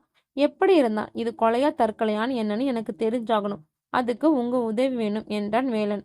ஓகே சார், நான் பார்த்துக்கிறேன். உங்க பையன் இறந்ததுக்கு காரணம் கண்டுபிடிக்க நீங்களும் எனக்கு உதவணும் என்றான் தினேஷ். சொல்லுங்க, என்ன பண்ணணும்? உங்க பையன் ஏன் அன்னைக்கு ஹோட்டல்ல தங்க போனாரு? இது எப்பவும் நடக்கிறது தான். என்னைக்காச்சும் பசங்க ஒண்ணா சேர்ந்து இது மாதிரி ஹோட்டல்ல தங்குவாங்க. யார் அந்த பசங்க? அவங்கள நான் பார்க்கணும். வர சொல்ல முடியுமா? கண்டிப்பா, இப்பவே வர சொல்றேன். இப்ப வேணாம், நாளை காலைல 10 மணிக்கு என் ஆபீஸ் வர சொல்லுங்க. ஓகே, கண்டிப்பா சொல்றேன். தேங்க்யூ. நான் வரேன் சார், பாய் என்று தினேஷ் அந்த இடத்தை விட்டு நகர, வேலன், நந்தன் மற்றும் அவன் நண்பர்களின் விவரத்தை கூறி அவர்களை சென்று தினேஷை பார்க்க சொன்னார். ரிஷி உடனே, யாருடா? சுகன் அப்பாடா. ஏதோ டிடெக்டிவ் மூலமா சுகன் இறந்த விசாரிக்க போறாங்களாம். அதுக்காக நம்மள போய் பார்க்க சொன்னாரு என்றான் நந்தன். என்ன மச்சான், இதெல்லாம் நம்ம தான் சுகன் ஃப்ரெண்ட்ஸ். அவன் இல்லாது நமக்கு தான் கஷ்டமா இருக்கும். அதுக்காக நம்மளே சந்தேகப்பட்டா எப்படிடா என்றான் ரிஷி. டே பொருடா, அவங்க சந்தேகத்தை நம்ம போக்கிட்டா எந்த பிரச்சனையும் இல்லை. அது மட்டும் இல்ல, நமக்கும் சுகன் எப்படி இறந்தான்னு தெரியணும். அதுக்கு தான் சொல்றேன், நாளைக்கு போகலாம். என்னடா வினோத், நீ என்ன சொல்ற? சரி மச்சான், ஒன்னும் பிரச்சனை, நாளைக்கு போகலாம் என்றான் வினோத். மறுநாள் காலை நந்தன், ரிஷி, வினோத் மூவரும் ஒரு அறையில் அமர வைக்கப்பட்டு இருக்க, தனது மற்றொரு பெண் நண்பருடன் அந்த இடத்திற்கு வந்தார் தினேஷ். ஹாய் காய்ஸ், நான் தினேஷ். இவங்க என்னோட அசிஸ்டன்ட் திவ்யா. ஹாய், சொல்லுங்க, என்ன கேட்கணும் உங்களுக்கு என்றான் நந்தன். தினேஷ் மூவரை முற்று நோக்கினான். பெருசா ஒண்ணுமில்ல. சுகன் டெத்ல சம்பந்தமா சில கேள்விகள், அவ்வளவுதான். ரிஷி அலட்சிய புன்னகையுடன், அததான் போலீஸ் கண்டுபிடிச்சிருப்பாங்களே, அப்புறம் எதுக்கு நீங்க கேள்வியா கேட்டுட்டு? அவனை சற்று நந்தன் முறைக்க தனது வாயை மூடிக்கொண்டான் ரிஷி. கரெக்டா மிஸ்டர் ரிஷி என்றான் அவன் பெயர். ரிஷி, பட் அதை கண்டுபிடிக்க சொன்னதே ஒரு போலீஸ் தான் என்றான் தினேஷ். உங்களுக்கு என்ன கேள்வி வேணுமோ கேளுங்க, நாங்க பதில் சொல்றோம். அண்ட் எங்களுக்கும் சுதன் டெத் எப்படின்னு தெரியணும் என்றான் நந்தன். குட். நீங்க எல்லாரும் எத்தனை வருஷமா ஃப்ரெண்டா இருக்கீங்க? நாங்க ஸ்கூல் காலேஜ் எல்லாம் ஒன்னாதான் படிச்சோம். சுகன் எப்படி இறந்தானோ உங்களுக்கு ஏதாவது சந்தேகம் இருக்கா? அதை கண்டுபிடிக்க தானே நீங்க இருக்கீங்க என்றான் ரிஷி. திரும்பவும் அவனை முறைத்த நந்தன், இல்ல சார், நல்லா தான் இருந்தான், எப்பவும் போலதான் பேசினான். இதெல்லாம் எப்படி நடந்துச்சுன்னு ஒண்ணுமே புரியல. நீங்க எல்லாரும் சேர்ந்து அந்த ஹோட்டல் ரூம்ல என்ன பண்ணீங்க என்றான் தினேஷ். என்ன சார் கேள்வி இது? சரக்கு அடிக்க போனோம், குடிச்சு மட்டையாகிட்டோம், என்ன நடந்துச்சுன்னு தெரியல என்றான் ரிஷி. அப்ப சுகன் ரூமை விட்டு வெளியே போனதை யாருமே பார்க்கல, அப்படித்தானே? ஆமாம், அதான் நாங்க போதையில கவனிக்கல என்றான் ரிஷி. நீங்க மட்டும் ஏன் இவ்வளவு அமைதியா இருக்கீங்க என வினோத்தை பார்த்து கேட்க, அப்படிலாம் இல்ல, இவங்க பதில் சொல்றாங்கன்னு தான் என்றான் வினோத். ஓகே கைஸ், திரும்ப ஏதாவது டீட்டெயில்ஸ் வேணும்னா கூப்பிடுறேன். இப்ப நீங்க போகலாம் என்றான் தினேஷ். மூவரும் கிளம்ப தினேஷ் அருகில் வந்த திவ்யா, பாஸ் என்ன இவ்வளவுதான் கேள்வியா? இன்னும் நிறைய கேள்வி கேட்டிருந்து இன்னும் டீட்டெயில்ஸ் கிடைச்சிருக்கும்ல. இல்ல, இவங்களை விசாரிக்க கூப்பிடல, அவங்க முகத்தை ஆராயதான் கூப்பிட்டேன். நீ அவங்கள நோட் பண்ணியா? இந்த நந்தன் ரொம்ப கேஷுவலா இருக்கான், இந்த ரிஷி ரொம்ப திமுறா இருக்கான், ஆனா வினோத் எதையும் முகத்துல காட்டல. ஆமா, எனக்கு தெரிஞ்சு இந்த 3 பேர்லயும் அவன் தான் கொஞ்சம் நல்லவன் போல என்றான் திவ்யா. இல்ல திவி, நம்ம முகத்துல இருந்து எதையும் இவங்களுக்கு காட்டக்கூடாதுன்னு அந்த வினோத் நினைச்சுதான் அப்படி உக்காந்து இருக்கான். அதான் எனக்கு சந்தேகமே. ஓகே, இருக்கலாம். சரி, நெக்ஸ்ட் என்ன? சுகன் வீட்டுக்கே போய் திரும்ப விசாரிக்கலாம். இருவரும் கிளம்பி வெளியே வர சுகனின் தந்தைக்கு கால் செய்து தாங்கள் வரப்போகும் விஷயத்தை கூறினான் தினேஷ். வினோத் மீது இருந்த சந்தேகம் தினேஷிற்கு வலுக்க வேலனின் வீட்டிற்கு சென்றான். வாங்க தினேஷ், சுகன் மரணத்துல ஏதாவது தடயம் கிடைச்சதா? இப்பதான் சார் விசாரணை ஆரம்பிச்சிருக்கேன், அதுக்குள்ள எப்படி என்றான் தினேஷ். சரி சொல்லுங்க, நான் என்ன பண்ணணும் என்றான் வேலன். நான் விசாரிச்ச வரைக்கும் சுகன் ஃப்ரெண்ட்ஸ் கூட எந்த சண்டையும் இல்லை. அது தொழில் ரீதியாகவும் ஏதாவது பிரச்சனை உங்களுக்கு தெரிஞ்சதா? எனக்கு தனிப்பட்ட விதத்துல போலீஸ் டிபார்ட்மெண்ட் நிறைய பிரச்சனை இருக்கு, ஆனா என் குடும்பத்தை இது எதுலையும் நான் சம்மந்தப்படுத்தினதே இல்லை என்றான் வேலன். வேற யாராவது குடும்பத்துல பிரச்சனை இல்ல, நீங்க யாரையாவது அவனை திட்டி அப்படி? சுகன் ரொம்ப விளையாட்டு பையன்தான், எங்களுக்கு இருக்கிறது ஒரே பையன், அதனால அவன் எது கேட்டாலும் நாங்க உடனே செஞ்சிடுவோம் என்றான் வேலன். சார், உங்க ஒய்ஃப் கூப்பிட்டீங்கன்னா அவங்களையும் விசாரிச்சிடும். இல்ல தினேஷ், அவங்க இப்ப பேசுற நிலைமையில இல்ல, ஒரே பையனை பறி கொடுத்த துக்கத்துல இருக்காங்க. ப்ளீஸ், எதுவா இருந்தாலும் என்கிட்ட கேளுங்க. ஓகே சார், எனக்கு புரியுது. சரி சார், நான் கிளம்புறேன். ஏதாவது வேணா உங்களை காண்டாக்ட் பண்றேன். ஒரு நிமிஷம் தினேஷ், கொஞ்சம் நாளைக்கு முன்னாடி அவன் ஃப்ரெண்ட் கூட சண்டைன்னு சொன்னான், ஆனா எதுக்கு அப்புறம் அதை பத்தி அவன் பேசல. ஃப்ரெண்டுன்னா நந்தாவா? இல்ல இல்ல, நந்தன் கூட அவனுக்கு எப்பவும் எந்த பிரச்சனையும் இருந்ததில்ல. இது வினோத் கூட சண்டை. என்ன சண்டை, ஏதாவது தெரியுமா? முழுசா விவரம் தெரியல. அவன் இவனை கை நீட்டி அடிச்சதா சொன்னான். ரொம்ப கோவமா இருந்தனால நான் எதுவும் கேட்டுக்கல. சற்று சிந்தித்தவன், ஓகே சார், நான் கிளம்புறேன் எனும்போதே அவனது ஃபோன் அடித்தது. சொல்லு திவி. தினேஷ், வினோத் தான் சுகன் கொலைக்கு காரணம். எல்லாம் விசாரிச்சுட்டேன். நீங்க உடனே நம்ம ஆஃபீஸ் வாங்க. இப்ப நீ எங்க இருக்க? சுகன் தங்கியிருந்த ஹோட்டல்ல நல்லா விசாரிச்சுட்டேன். நீங்க வாங்க, நேர்ல பேசலாம் என்று போனை கட் செய்து அவனது பேச்சில் இருந்த பதற்றம் வேலனையும் தொற்றிக்கொண்டது. என்னாச்சு தினேஷ்? ஏதாவது தடங்கியபடி என கேட்க, சார், நான் உடனே போகணும். முக்கியமான சாட்சி கிடைச்சிருக்கு. நான் வரேன் என்று சொல்ல இருந்தவரை தடுத்த, நானும் வரேன். இல்ல சார், எதுவா இருந்தாலும் நான் முதல்ல விசாரிக்கிறேன். அதுக்கப்புறம் நீங்க அதை பார்த்துக்கலாம். இல்ல தினேஷ், நான் ஒரு போலீஸ் ஆபீசர். உணர்ச்சி வசப்பட மாட்டேன். பொறுமையா இருப்பேன். வாங்க போகலாம் என அவர் வாய் தான் கூறியதே ஒழிய தனது மகனின் சாவில் சிறு சந்தேகம் என்றாலும் அதற்கு காரணம் ஆனவனின் உயிரை குடிக்கும் அளவிற்கு அவருக்குள் கோபம் இருந்தது. அவரின் பேச்சை கேட்டு அவரையும் தன்னுடன் அழைத்து கொண்டு அவர்களது ஆபீஸ் சென்றான். அரை மணி நேரத்தில் அவர்களது ஆபீஸை அடைந்தவன் அதே வேகத்துடன் உள்ளே சென்றனர் இருவரும். சொல்லு திவி, என்னாச்சு என பதட்டத்துடன் கேட்பவரின் பின்னால் இருந்த வேலனை கண்டு தினேஷின் முகம் காண அவன் கண்ணால் சொல்லு என்பது போல் சைகை தர, நீங்க சொன்னது கரெக்ட் தான். வினோத் தான் இந்த கொலையை பண்ணது. அவள் கூறியதை கேட்டு அதிர்ந்த இருவரும் அவளை நோக்கினர். திவ்யா சொன்னதை கேட்ட அதிர்ந்த இருவனும், என்ன சொல்ற திவி என்றான் தினேஷ். ஆமாம், நான் சுகன் தங்கியிருந்த ஹோட்டல்ல போய் விசாரிச்சப்போ நைட்டு ஏன் சுகன் மாடிக்கு போனான்னு தெரியல. ஆனா வினோத் சரியா 2 மணிக்கு மாடிக்கு போயிருக்கான். அது எப்படி உனக்கு தெரியும்? அந்த ஹோட்டல் தான் கஸ்டமர் பிரைவசிக்காக கேமரா கூட இல்லைன்னு சொன்னாங்களே, அப்புறம் எப்படி டைம் கூட கரெக்டா சொல்ற என்றான் வேலன். வேலன் கூறியதை கேட்டு உதடு ஓரம் சிரிப்பை சிந்தியவள், அதுதான் சார், வித்தி தான் மாடிக்கு போனது. யாருக்கும் தெரியாதுன்னு நினைச்சு இருக்க அந்த வழியா போன வெயிட்டர் வினோதா பார்த்துருக்காங்க என்றாள் திவ்யா. ஏதோ கேட்க நினைத்த தினேஷை கை காட்டி தடுத்தவள், ஏன்னா அந்த நேரத்துல 12th ஃப்ளோர் கஸ்டமர் ஒருத்தங்க குழந்தைக்கு பால் கேட்டதால அதை கொடுக்க போன வெயிட்டர் கண்ணில் மொட்டை மாடிலேருந்து இறங்கி வந்த வினோத் கண்ணில் பட்டிருக்காங்க. பட் அது சும்மானு அவர் நினச்சிருக்காரு. இதையே நாங்கள் விசாரிக்கும் போது அவர் சொல்லலை. ஏன்னா நீங்கள் உங்கள் போலீஸ் எல்லாரும் அவங்க கிட்ட ரொம்ப ஹார்ஸாக விசாரிச்சிருக்கீங்க. அதுக்கு பயந்து அந்த வெயிட்டர் நமக்கு எதுக்கு வம்புன்னு அமைதியாக இருந்தார். ஆனால் நான் அவங்க கிட்ட இதனால இந்த பிரச்சனையும் வராதுன்னு நம்பிக்கை கொடுத்ததால என்கிட்ட தைரியமாக சொன்னார். இதை கேட்டு யோசனையில் ஆழ்ந்த தினேஷ் திவ்யாவை மெச்சும் பார்வை பார்த்து விட்டு வேலனிடம், சார், வினோத் மாடிலேருந்து வந்ததான் வெயிட்டர் சொன்னாரு. ஆனா அவரு தான் கொலை பண்ணாருன்னு எந்த சாட்சியும் இல்லை. அது எப்படி? 2 மணி கீழே இறங்கி வந்த வெயிட்டர் பார்த்துருக்காங்க. சுகன் இருந்தது எல்லாருக்கும் 4 மணிக்கு தான் தெரியும். ஸோ வினோத் தான் கொலைக்காரன்.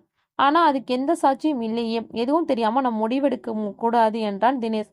அப்போ ஏன் அவன் அந்த நேரத்துல மாடிக்கு போகணும்? அப்படி சுகன் இருந்ததை பார்த்ததும் ஏன் யாருக்கிட்டையும் சொல்லாம அமைதியா இருக்கணும் என்றான் வேலன். ஆனா இதுக்கெல்லாம் என்ன காரணம்? வினோத் கிட்ட தான் கேட்கணும். என்ன காரணம்? நான் தான் உங்ககிட்ட முன்னாடியே சொன்னேன், 2 பேருக்குள்ள பிரச்சனைன்னு. அதுதான் காரணம். அவனை என்ன பண்றேன்னு பாரு என கண்களில் கோபம் கொப்பளிக்க பேசியவரை கண்ட தினேஷ், அவசரப்படாதீங்க சார். நீங்க அவசரப்பட்டா அவன் தப்பிக்க நிறைய வழி இருக்கு. அவன்கிட்ட பேசி இங்க வர வச்சு அப்புறம் விசாரிப்போம். ஆமாம், தினேஷ் சொல்றதா சரி. இது விஷயமா நாம நந்தன் கிட்ட பேசுவோம். ஒருவேளை அவனுங்களும் இது கூட்டா இருந்தா நம்ம பேசி தப்பிச்சிட்டா என்றான் வேலன். ஓகே, நான் நந்தனுக்கு கால் பண்ணி எங்க இருக்கீங்க அப்படின்னு மட்டும் விசாரிக்கிறேன். ஏன்னா நந்தனுக்கு ஃபோன் செய்ய 2-3 அழைப்புகளுக்கு பின்னரே ஃபோன் எடுத்தான். ஹலோ நந்தன், நான் தினேஷ், டிடெக்டிவ் ஆஃபீஸர். சொல்லுங்க, என்ன விஷயம்? இல்லை, ஒரு சின்ன விசாரணை. இப்போ எங்கே இருக்கீங்க? வர முடியுமா? ஹலோ, எங்களை பார்த்தா எப்படி இருக்கு? நாங்கள் என்ன அக்யூஸ்டா என்னமோ? நாங்கள் தான் கொலை பண்ண மாதிரி உங்கள் இஷ்டத்துக்கு வர சொல்கிறீங்க. சுகன் எங்கள் ஃப்ரெண்ட், அதனால தான் நீங்கள் கூப்பிட்டப்போ நாங்கள் வந்தோம். நாங்களாம் யாருன்னு தெரியும்ல. கூல் கூல் நந்தன், இது ஒரு விசாரணை தான். வேலன் சார் கூட இங்கே தான் இருக்காங்க. வேலன் பேரை சொன்னதும் சற்று யோசித்த நந்தன், ஓகே, இப்போ நான் வெளியே இருக்கேன். ஈவினிங் வரேன். உங்கள் ஃப்ரெண்ட்ஸ்?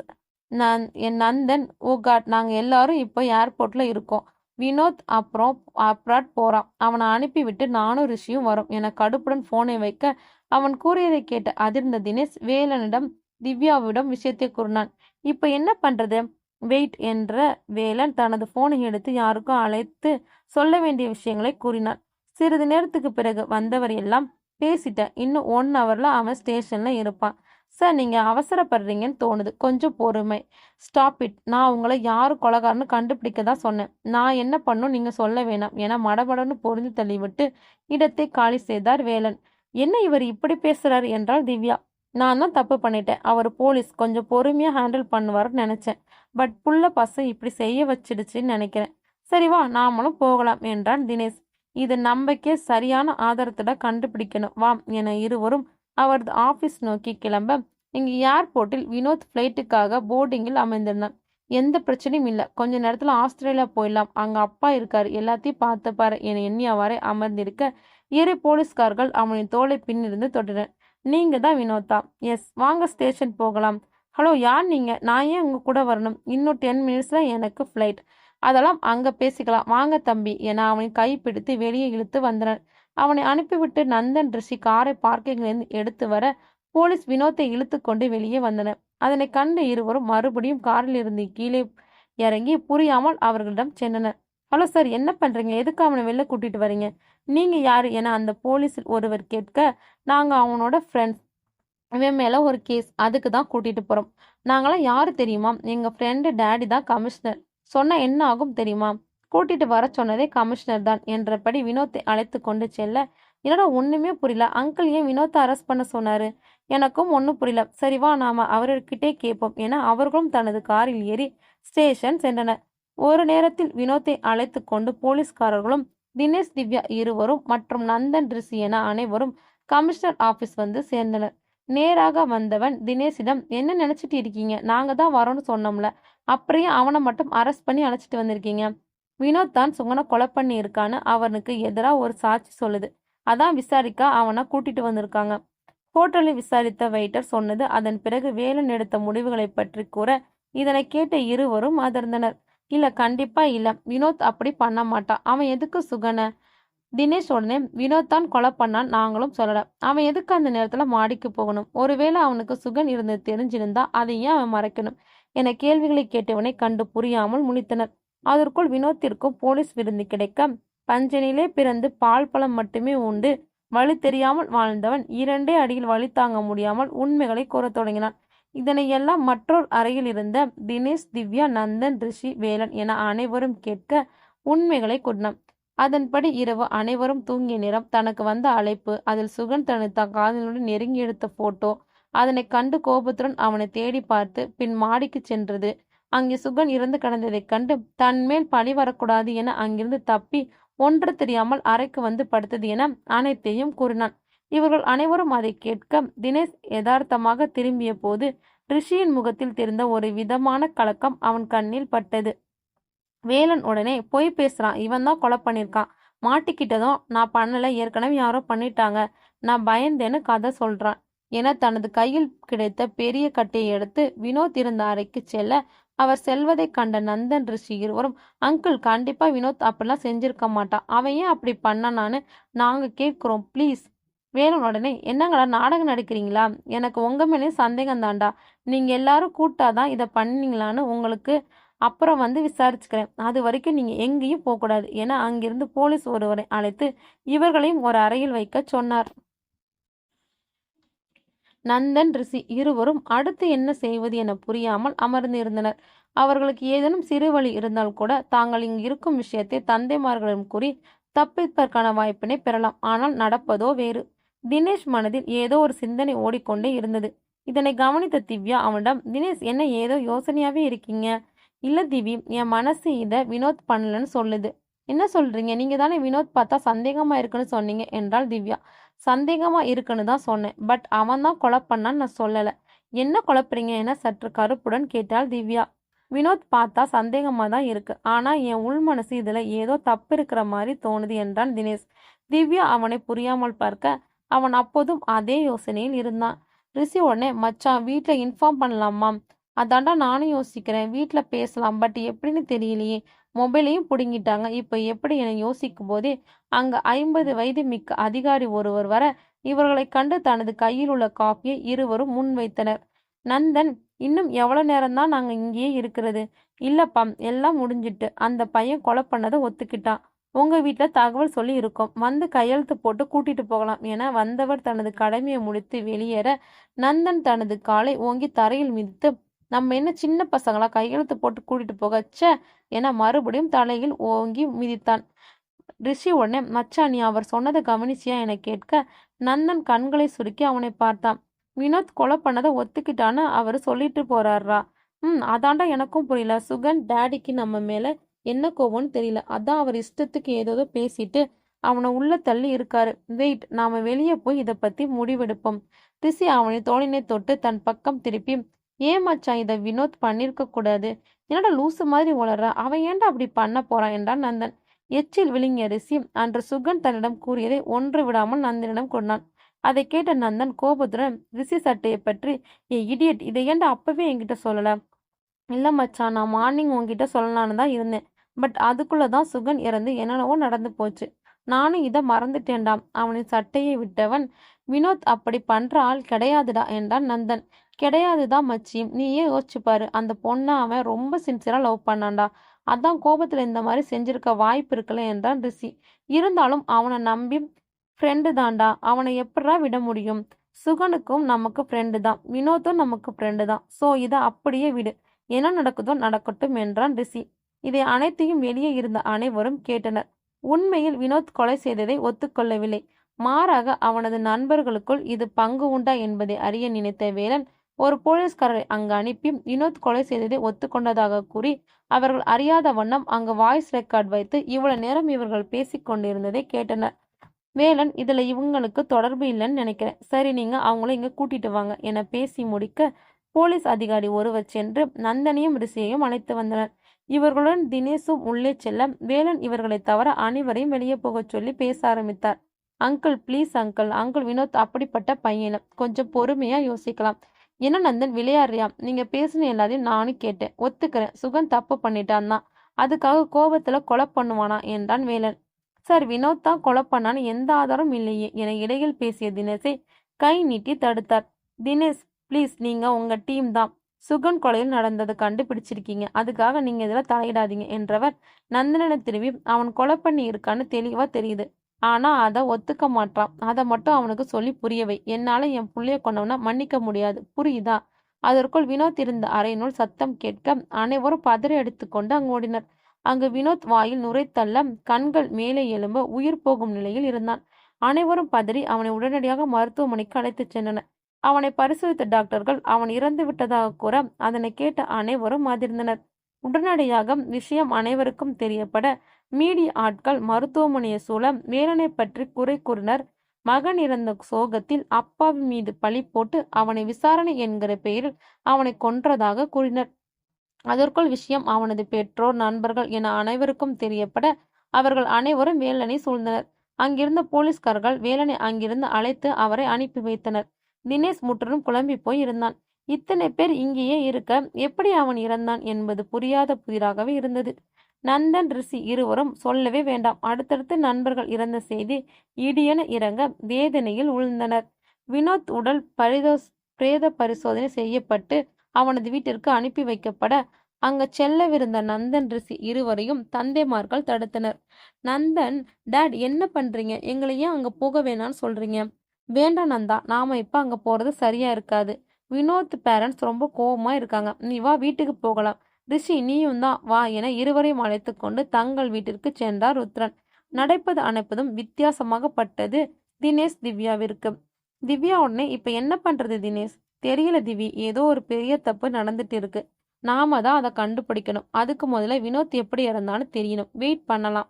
இதுக்கு மேலே நாம இந்த கேஸ்ல இருக்கணுமா? கண்டிப்பா. இதுக்கு மேலதான் இந்த கேஸை நம்ம முழுசா கண்டுபிடிக்கணும். வா போகலாம் என இருவரும் வினோத் உடல் பிரேத பரிசோதனை செய்த மருத்துவமனைக்கு சென்றனர். வினோத்தோட டெத்து தினேஷுக்கு புரியாத சவாலாகவே இருந்தது. அதன் உண்மையை அறிந்து கொள்ளும் நோக்குடன் மருத்துவம் நோக்கி பயணம் எடுத்தான் தினேஷ். டாக்டர், அந்த வினோத் டெத் ரிப்போர்ட் அதுவா? அதை போலீஸ்ல வாங்கிட்டு போயிட்டாங்களே என்றார் டாக்டர். எப்போ? மார்னிங்கே வாங்கிட்டு போயிட்டாங்க என அவர் கூறிவிட்டு செல்ல தினேஷ் அவசர அவசரமாக வேலனுக்கு கால் செய்தான். இவனின் நேரம் அவரது போன் சுவிட்ச் ஆஃப் என வர அவரை தேடி திரும்பவும் கமிஷனர் ஆபீஸுக்கு சென்றான். அங்கு ஒரு போலீஸ் அதிகாரியை பிடித்து, சார், நான் வேலன் சாரை பார்க்கணும், இப்ப பார்க்கலாமா? தினேஷ் வந்திருக்கேன்னு சொல்லுங்க என்றான். உங்களுக்கு விவரம் தெரியாதா? வேலன் சாரை சஸ்பெண்ட் பண்ணிட்டாங்க. என்ன சொல்றீங்க? எப்போ? நேத்து ஈவினிங். சார் இப்போ அவர் வீட்டுல தான் இருக்காரு. நீங்க அங்க போய் பாருங்க. இதனை கேட்டவனாக அவசர அவசரமாக தனது வண்டியில் கிளம்பி அவரது வீட்டிற்கு செல்ல அங்கிருந்த காவல் அதிகாரி அவனை தடுத்து யாரையும் உள்ளே விட வேண்டாம் என வேலன் சார் கூறியதாக கூற அதன் பின் அவரிடம் பேச உள்ளே சென்றான் தினேஷ். வெற்று வீடு மட்டுமே அவனை வரவேற்க ஒரு மூலையில் உள்ள நாற்காலியில் தலையில் கை வைத்தபடி இருந்த வேலனை கண்டவன் அவரிடம் வேகமாக சென்றான். சார், வாங்க தினேஷ், உட்காருங்க. சார், ஆபீஸ்ல விசாரிச்சேன், உங்களை சஸ்பெண்ட் பண்ணதான் சொன்னாங்க. என்னாச்சு? சற்று சிரிப்புடன், நான் வினோத் சம்பந்தமா இல்லாம சுகன் கொலை கேஸ் பிடிச்சு உள்ள போட்டுட்டேனா, நான் தான் கோபத்துல அவனை கொன்னுட்டேன்னு என் மேல கேஸ் ஃபைல் பண்ணி சஸ்பெண்ட் பண்ணிருக்காங்க. ஆனா இதுக்கு உங்களுக்கும் எந்த சம்மந்தம் இல்லையே. உங்களை ஏன்? இழப்பு அவங்க பக்கம், அதனால என் பேச்சு அங்க எடுபடல. சரி விடுங்க, பாத்துக்கலாம். என்ன நடக்குதுன்னு சொல்லுங்க. நீங்க என்ன விஷயமா வந்திருக்கீங்க? அது வந்து சார், வினோத் எப்படி இறந்தான்னு காரணம் வேணும். அதுக்கு தான் போஸ்ட்மார்ட்டம் ரிப்போர்ட் வாங்க போயிருந்தேன். தினேஷ், இதோட இதை நீங்க விட்டுடுங்க. சுகனை கொலை பண்ண வினோத் இப்ப இறந்துட்டான். அது போதும் எனக்கு. யாரு கொலை பண்ணாங்கன்னு விவரம் எனக்கு தேவையில்லை. உங்களுக்கு தேவையில்லை, எனக்கு தேவை. உங்கள மாதிரி என்னால எடுத்த கேஸ பாதியிலே விட முடியாது. ஏன்னா அவன் சற்று கோபத்துடன் கூற, அதனை கண்டவர், இட்ஸ் ஓகே தினேஷ், எனக்கு அதனால எந்த பிரச்சனையும் இல்லை. சாரி, என்னால உங்களுக்கு எந்த ஹெல்ப்பும் பண்ண முடியாது. அவர் கூறியதை கேட்டவன் வேறு எதுவும் பேசாமல் இடத்தை விட்டு நகர, ஒரு நிமிஷம் தினேஷ், என்னால தான் எதுவும் பண்ண முடியாதுன்னு சொன்னேன். பட் என் கூட ஒர்க் பண்ற இன்ஸ்பெக்டர் கோவிந்தன் அந்த கமிஷனர் ஆஃபீஸில் தான் இருக்காரு. அவர் மூலமா உங்களுக்கு ஹெல்ப் பண்ண சொல்றேன். தேங்க்யூ சார் என அந்த இடத்தை விட்டு நகர்ந்து திரும்பவும் தன் இருப்பிடம் வந்து சேர்ந்தான். ஹே, என்னாச்சு, ரொம்ப டயர்டா இருக்க என்றாள் திவ்யா. நடந்த நிகழ்வுகள் அனைத்தையும் கூற அதனை கேட்ட திவ்யா, இப்ப என்ன பண்ண போற? தெரியல. வேலன் சார் கால் பண்ணி சொன்னாதான் எனக்கு தெரியும் அடுத்து என்ன பண்றதுன்னு. இவ்ளோ சிரமப்பட்டு இதை கண்டுபிடிக்கணுமா? அவரே வேணாம் விலகிக்கோன்னு சொல்லும்போது நீங்க ஏன் இவ்ளோ ரிஸ்க் எடுக்கிறீங்க? எனக்கு என்னமோ தெரியல திவி. இந்த கேஸ் மேல ஒரு இன்ட்ரெஸ்ட், அதான். அடுத்த சிறிது நேரத்திலே வேலனான அழைப்பு வர அவர் கமிஷனர் ஆபீஸ் போய் கோவிந்தன் என்பவரை பார்க்க சொல்ல இவனும் உடனடியாக கிளம்பி சென்று கோவிந்தனை மீட் செய்தான். கோவிந்தன், இந்த மாதிரி கேஸ்ல நான் யாருக்குமே உதவ மாட்டேன். வேலை சார் சொன்னதால தான் உங்களுக்கு மட்டும் இதை செய்யறேன். சீக்கிரமா உங்களுக்கு என்ன வேணுமோ கேட்டுக்கோங்க, புரியுதா? எனக்கு வினோத் போஸ்ட்மார்ட்டம் ரிப்போர்ட் வேணும். கோவிந்தன், சரி வாங்க என ஒரு அறைக்கு யாரும் பார்க்காமல் அழைத்து சென்றான். தேடி பிடித்து அவனது ரிப்போர்ட்டை எடுத்து கொடுத்தான். இப்போ புதுசா வந்திருக்கிற கமிஷனர் இது மாதிரி பண்றதால பிடிக்காத, அதனால தான் இதை யாருக்கும் தெரியாம பண்றேன். சீக்கிரமா பார்த்துட்டு கிளம்புங்க என அவனை துரிதப்படுத்த தினேஷ் ரிப்போர்ட்டில் உள்ளதை வேகமாக படித்துவிட்டு தேவையான விஷயங்களை கேட்டுக்கொண்டு இடத்தை விட்டு நகர்ந்தான். வெளியே வந்தவன் திவ்யாவிற்கு கால் செய்ய, சொல்லுங்க தினேஷ், என்னாச்சு, பார்த்துட்டீங்களா? பார்த்துட்டேன். தினேஷ் இறந்ததுக்கு காரணம் அவன் குடிச்ச டீல யாரோ விஷம் கலந்து இருக்காங்க. என்ன சொல்றீங்க? அது எப்படி முடியும்? கமிஷனர் ஆபீஸ் உள்ள வந்து எப்படி? வழக்கமா கொடுக்கிற டீ கடையில இருந்து வந்து டீ கொடுத்துருக்காங்க. ஆனா எப்படி அவன் குடிச்ச டீல மட்டும் விஷம் வந்துச்சுன்னு தெரியல. அந்த கோவிந்தன் கிட்டவே கேட்கலாமே. அதுக்கு மேல அவரால பேச முடியல. முக்கியமான மீட்டிங் கால் வந்துருச்சுன்னு கிளம்பிட்டாரு. ஈவினிங் ஒரு ஹோட்டலுக்கு வர சொல்லியிருக்காரு. அங்க போய் தான் மீதியே கேட்கணும். சரி, நான் வைக்கிறேன் என போனை வைத்துவிட்டு திரும்பவும் தனது வண்டியை எடுத்துக்கொண்டு கிளம்பினான். இங்க நந்தன் வீட்டில் சில நிகழ்வுகளால் நந்தன் முற்றிலுமாக உடைந்து போய் அமர்ந்திருந்தான். அதே சமயம் மீனா நந்தனின் அம்மா பாருடன் நெருங்கி பழகி கொண்டே வந்தாள். அந்த நெருக்கம் உடைந்து போய் இருந்த நந்தனின் மனதிற்கு அவளின் மீது ஒரு நெருக்கத்தை உண்டு பண்ணியது. ஆனாலும் அவளிடம் ஏதோ ஒரு தடங்கல் அவனை நெருங்க விடாமல் செய்தது. வினோத் மரணத்தை பற்றி பேச அன்று மாலை ஒரு காஃபி ஷாப்புக்கு கோவிந்தன் வர சொல்ல அதன்படி தினேஷ் திவ்யா இருவரும் அவ்விடம் வந்தனர். தினேஷ், ஹலோ சார், சாரி ரொம்ப நேரம் வெயிட் பண்றீங்களா? இட்ஸ் ஓகே, சொல்லுங்க, உங்களுக்கு என்ன தெரியணும் என்றான் கோவிந்தன். வினோத் எப்படி இருந்தான்? அவன் குடிச்ச டீல தான் விஷம்னு அது எப்படி வந்துச்சு? சொல்றேன். வினோத் டெத் ரிப்போர்ட் பார்த்து நாங்க ஷாக் ஆகிட்டோம். எப்படி நாம் ரெகுலரா குடிக்கிற டீ எப்படி விஷம் வந்துச்சு? அதனால எப்பவும் டீ கொடுக்குற பையனை பிடிச்சு விசாரிச்சோம். ஆனா அவன் கடைசி வரை எதுவுமே தெரியாது, எப்படி வந்துச்சுன்னு தெரியலன்னு சொல்லிட்டான். முதல்ல அடிச்சு பார்த்தா நாங்க அவன் வீடு, செல்போன் எல்லாம் செக் பண்ணிட்டோம். அவனுக்கு வினோத் கொல்ல எந்த மோட்டிவேட்டும் இல்ல. அப்புறம் பொறுமையா அன்னைக்கு என்ன நடந்துச்சுன்னு கேட்டப்பதான் ஒரு விஷயம் தெரிஞ்சது. நடந்த நிகழ்வுகளை தினேஷிடம் கூற தொடங்கினார். டேய், உண்மையை சொல்லு, என்ன நடந்துச்சு? யார் சொல்லி நீ இதை பண்ண? சொல்லுடா. ஏன்னா வயிற்றில் போலீஸ் ஒருவர் மிதிக்க வழி தாங்க முடியாத 18 வயது சிறுவன் கதறியபடி, சத்தியமா எனக்கு தெரியாது சார், நான் எதுவும் பண்ணல சார், எப்படி நடந்துச்சுன்னு தெரியாது என அழுகையுடன் கூற அதனை கண்ட போலீஸ்காரர்கள் கால்களை தரையில் உதைத்து கொண்டு சற்று நேரம் தன்னை ஆசுவாசப்படுத்தி கொண்டு திரும்பவும் அவனிடம் வந்தனர். இங்க பாருடா, உண்மையை சொன்னா எதுவும் பண்ண மாட்டேன், சரண்டர் ஆகிட்டா கொஞ்ச நாள்ல வெளியே வந்துடலாம். அவன் தன்மையாக கேட்டவன் நினைவு வந்தோனா, சார், நான் எதுவும் அதுக்காக கலக்கல. ஆனா ஒரு விஷயம் நடந்துச்சு சார் அன்னைக்கு. அவன் கூறப்போவதை ஆர்வமுடன் அனைவரும் கேட்க ஒருவர் வீடியோ ரெக்கார்ட் செய்ய, நான் அன்னைக்கு டீ எடுத்துட்டு வரும்போது ஒரு வயசான பெரியவர் மேல இடிச்சிட்டேன் சார். டீ முழுசா கொட்டிடுச்சு. நான் ரொம்ப பயந்துட்டேன். முதலாளி திட்டுவாருன்னு.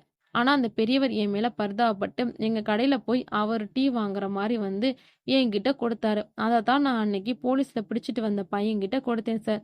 என அழுகையுடனே கூற, "ஏன்டா இத முதல்லே சொல்ல?" என கத்த, "நீங்க எங்க சார் சொல்ல விட்டீங்க? யார் காசு குடுத்தா? யார் பண்ண சொன்னா? இதே தானே கேட்டீங்க?"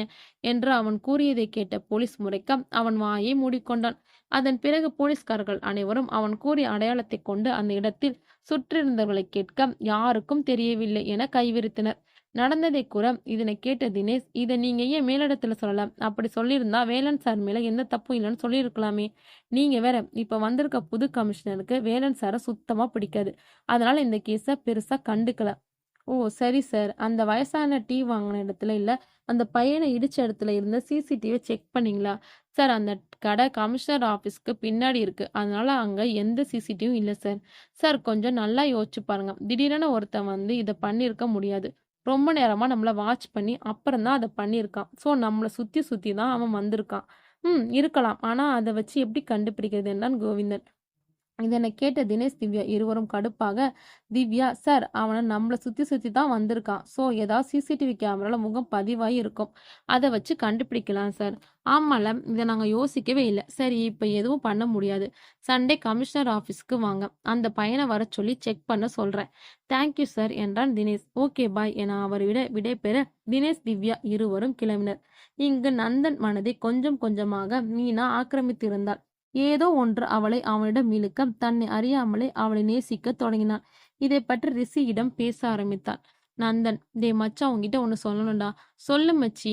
"நான் எங்க ஆபீஸ்ல ஒர்க் பண்ற மீனாங்கிற பொண்ண லவ் பண்றேன்டா." "சூப்பர்டா மச்சி. பசங்க டெத்துக்கு அப்புறம் இத பத்திலாம் யோசிக்கவே இல்ல. பொண்ணுங்க வாசம் பட்டே ரொம்ப நாள் ஆச்சு. சீக்கிரம் கரெக்ட் பண்ணி சொல்லு மச்சி. அப்பதான் அனுபவிக்கலாம்." அவன் கூறியதைக் கேட்டு அதிர்ந்த நந்தன், "இல்ல மச்சி, நீ நினைக்கிற மாரி இல்ல. அவளே கல்யாணம் பண்ணிக்கலான்னு முடிவு பண்ணியிருக்கேன்." இதனை கேட்டு சத்தமாக சிரித்த ரிஷி, "கல்யாணமா? நாமலாம் லவ் பண்ணா மேட்டர் முடிச்சிட்டு போயிட்டே இருக்கணும். அதை விட்டுட்டு கல்யாண கச்சேரின்னு." அவன் கூறியதை கேட்ட நந்தன் கோபத்துடன், "இங்க பாருடா, நீ நினைக்கிற மாதிரி இல்ல. மீனா மேல உண்மையா இருக்கேன். இது மாதிரி பேசாத. நான் கிளம்புறேன்." என்றவன் வண்டியை எடுத்து கிளம்ப, இதனை எல்லாம் பெரிதாக எடுத்துக்கொள்ளாத ரிஷியும் கிளம்பினான். நேராக வீட்டிற்கு வந்தவன், "என்ன இது ரிஷி இப்படி சொல்லிட்டான்? ச்சே, இத பத்தி மீனா கிட்ட உடனே பேசி ஒரு முடிவுக்கு வரணும்." என எண்ணியவன் மீனாவிற்கு அழைக்க புது நம்பரிலிருந்து அழைப்பு வர அதனை கண்டவள் யோசனையுடன் எடுத்து காதில் வைத்தாள். "ஹலோ, யாரு?" "நான் தான் நந்தன் பேசுறேன்." அவனது குரலை கேட்டு பரபரப்பான மீனா, "சொல்லுங்க சார். உங்ககிட்ட ஒரு முக்கியமான விஷயம் பேசணும். வர முடியுமா?" "நாளைக்கு ஆபீஸ் வந்து பார்க்குறேன் சார்."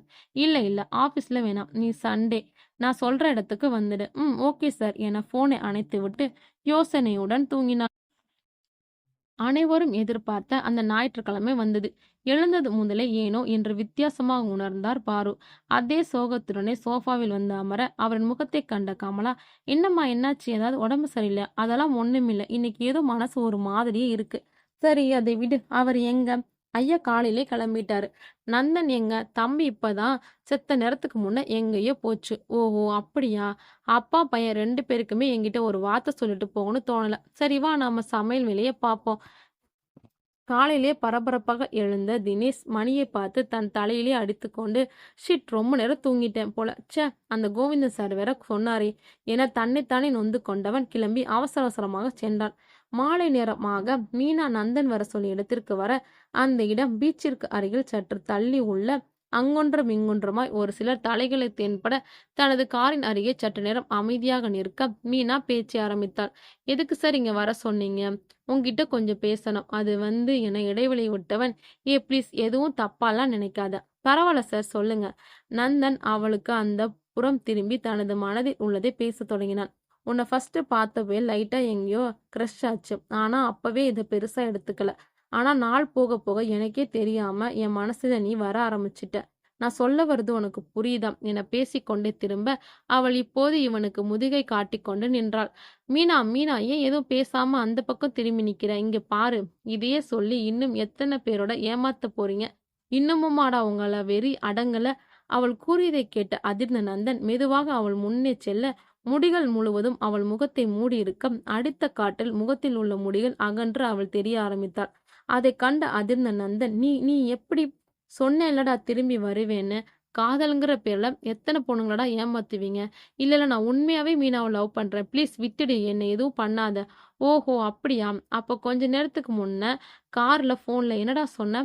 என தன் கையில் இருந்த கத்தியை அவள் முன்னே காட்டிக் கேட்க, சில மணி நேரத்திற்கு முன்பு நந்தன் மீனாவின் வருகைக்காக தனது காரில் அமர்ந்திருந்தபோது ரிஷியிடமிருந்து அழைப்பு வந்தது. "என்ன மச்சி இன்னும் கோவமா? அதெல்லாம் இல்ல சொல்லுடா. சாரி மச்சி நீ இந்த அளவுக்கு கோவப்படுவேன்னு தெரியாது. உன் லவ்வ நான் மதிக்கிறேன் மச்சி. சாரி மீனா பத்தி தப்பா பேசிட்டேன்." ரிஷி கூறியதைக் கேட்ட நந்தன் இந்த பக்கம் சத்தமாக சிரித்தான். "மச்சி நான் சொன்னத நம்பிட்டியா?" "புரியல மச்சி."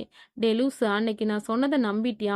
அன்னைக்கும் நாம பேசிட்டு இருக்கும்போதே அந்த மீனா பொண்ணு அந்த பக்கமா தான் போனா. அவ முன்னாடியே நான் உன்ன மேட்டருக்காக தான் லவ் பண்றேன்னு சொல்ல முடியுமா? அதான் அப்படி ஒரு பிட்ட போட்டு அந்த விடத்த விட்டு எஸ்கேப் ஆயிட்டேன்." "டேய் அப்போ அதையெல்லாம் சும்மாவாடா? நான் கூட நம்பிட்டேன்." "நம்புனல அதான் வேணும். இத்தன வருஷம் கூட இருந்து நீயே நம்பும்போது அவ நம்ப மாட்டாளா? இன்னைக்கு வர்றா ஓகே பண்ணுறேன். அப்போ சீக்கிரமா கெஸ்ட் ஹவுஸ் கூட்டிட்டு வந்துடுவ." "ஹஹஹா வெயிட் பண்ணு மச்சி. இவ வேற மாதிரி ரசிச்சு ரசிச்சு அனுபவிக்கலாம்." ஆனால் அவன் எதிர்பாராத ஒன்று இதனை எல்லாம் இந்த பக்கம் ஜன்னல் வழியாக அவள் கேட்டுக்கொண்டு இருந்ததே. இதனை கேட்ட அவள் வெறுப்புடன் அந்த இடத்தை விட்டு நகர 2 அடி சென்றவள் திரும்பவும் திரும்பி அவனிடம் வந்தாள். "சொல்லுடா சொல்லு.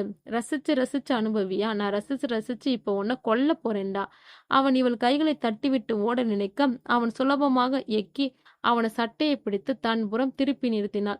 "என் வாழ்க்கையை சீரழிச்சு கொன்ன உங்க ஒருத்தனையும் சும்மா விட மாட்டேன்டா" என்றபடி தன் கையில் உள்ள கத்தியை அவன் வயிற்றில் சொருக, தூரத்தில் தினேஷ், வேலன் இருவரும் தூரத்தில் ஓடி வருவதைக் கண்டவள் தன்னிடம் உள்ள கத்தியை தனது பையில் சொருகி அவனை அதே இடத்தில் தள்ளிவிட்டு சென்றாள்.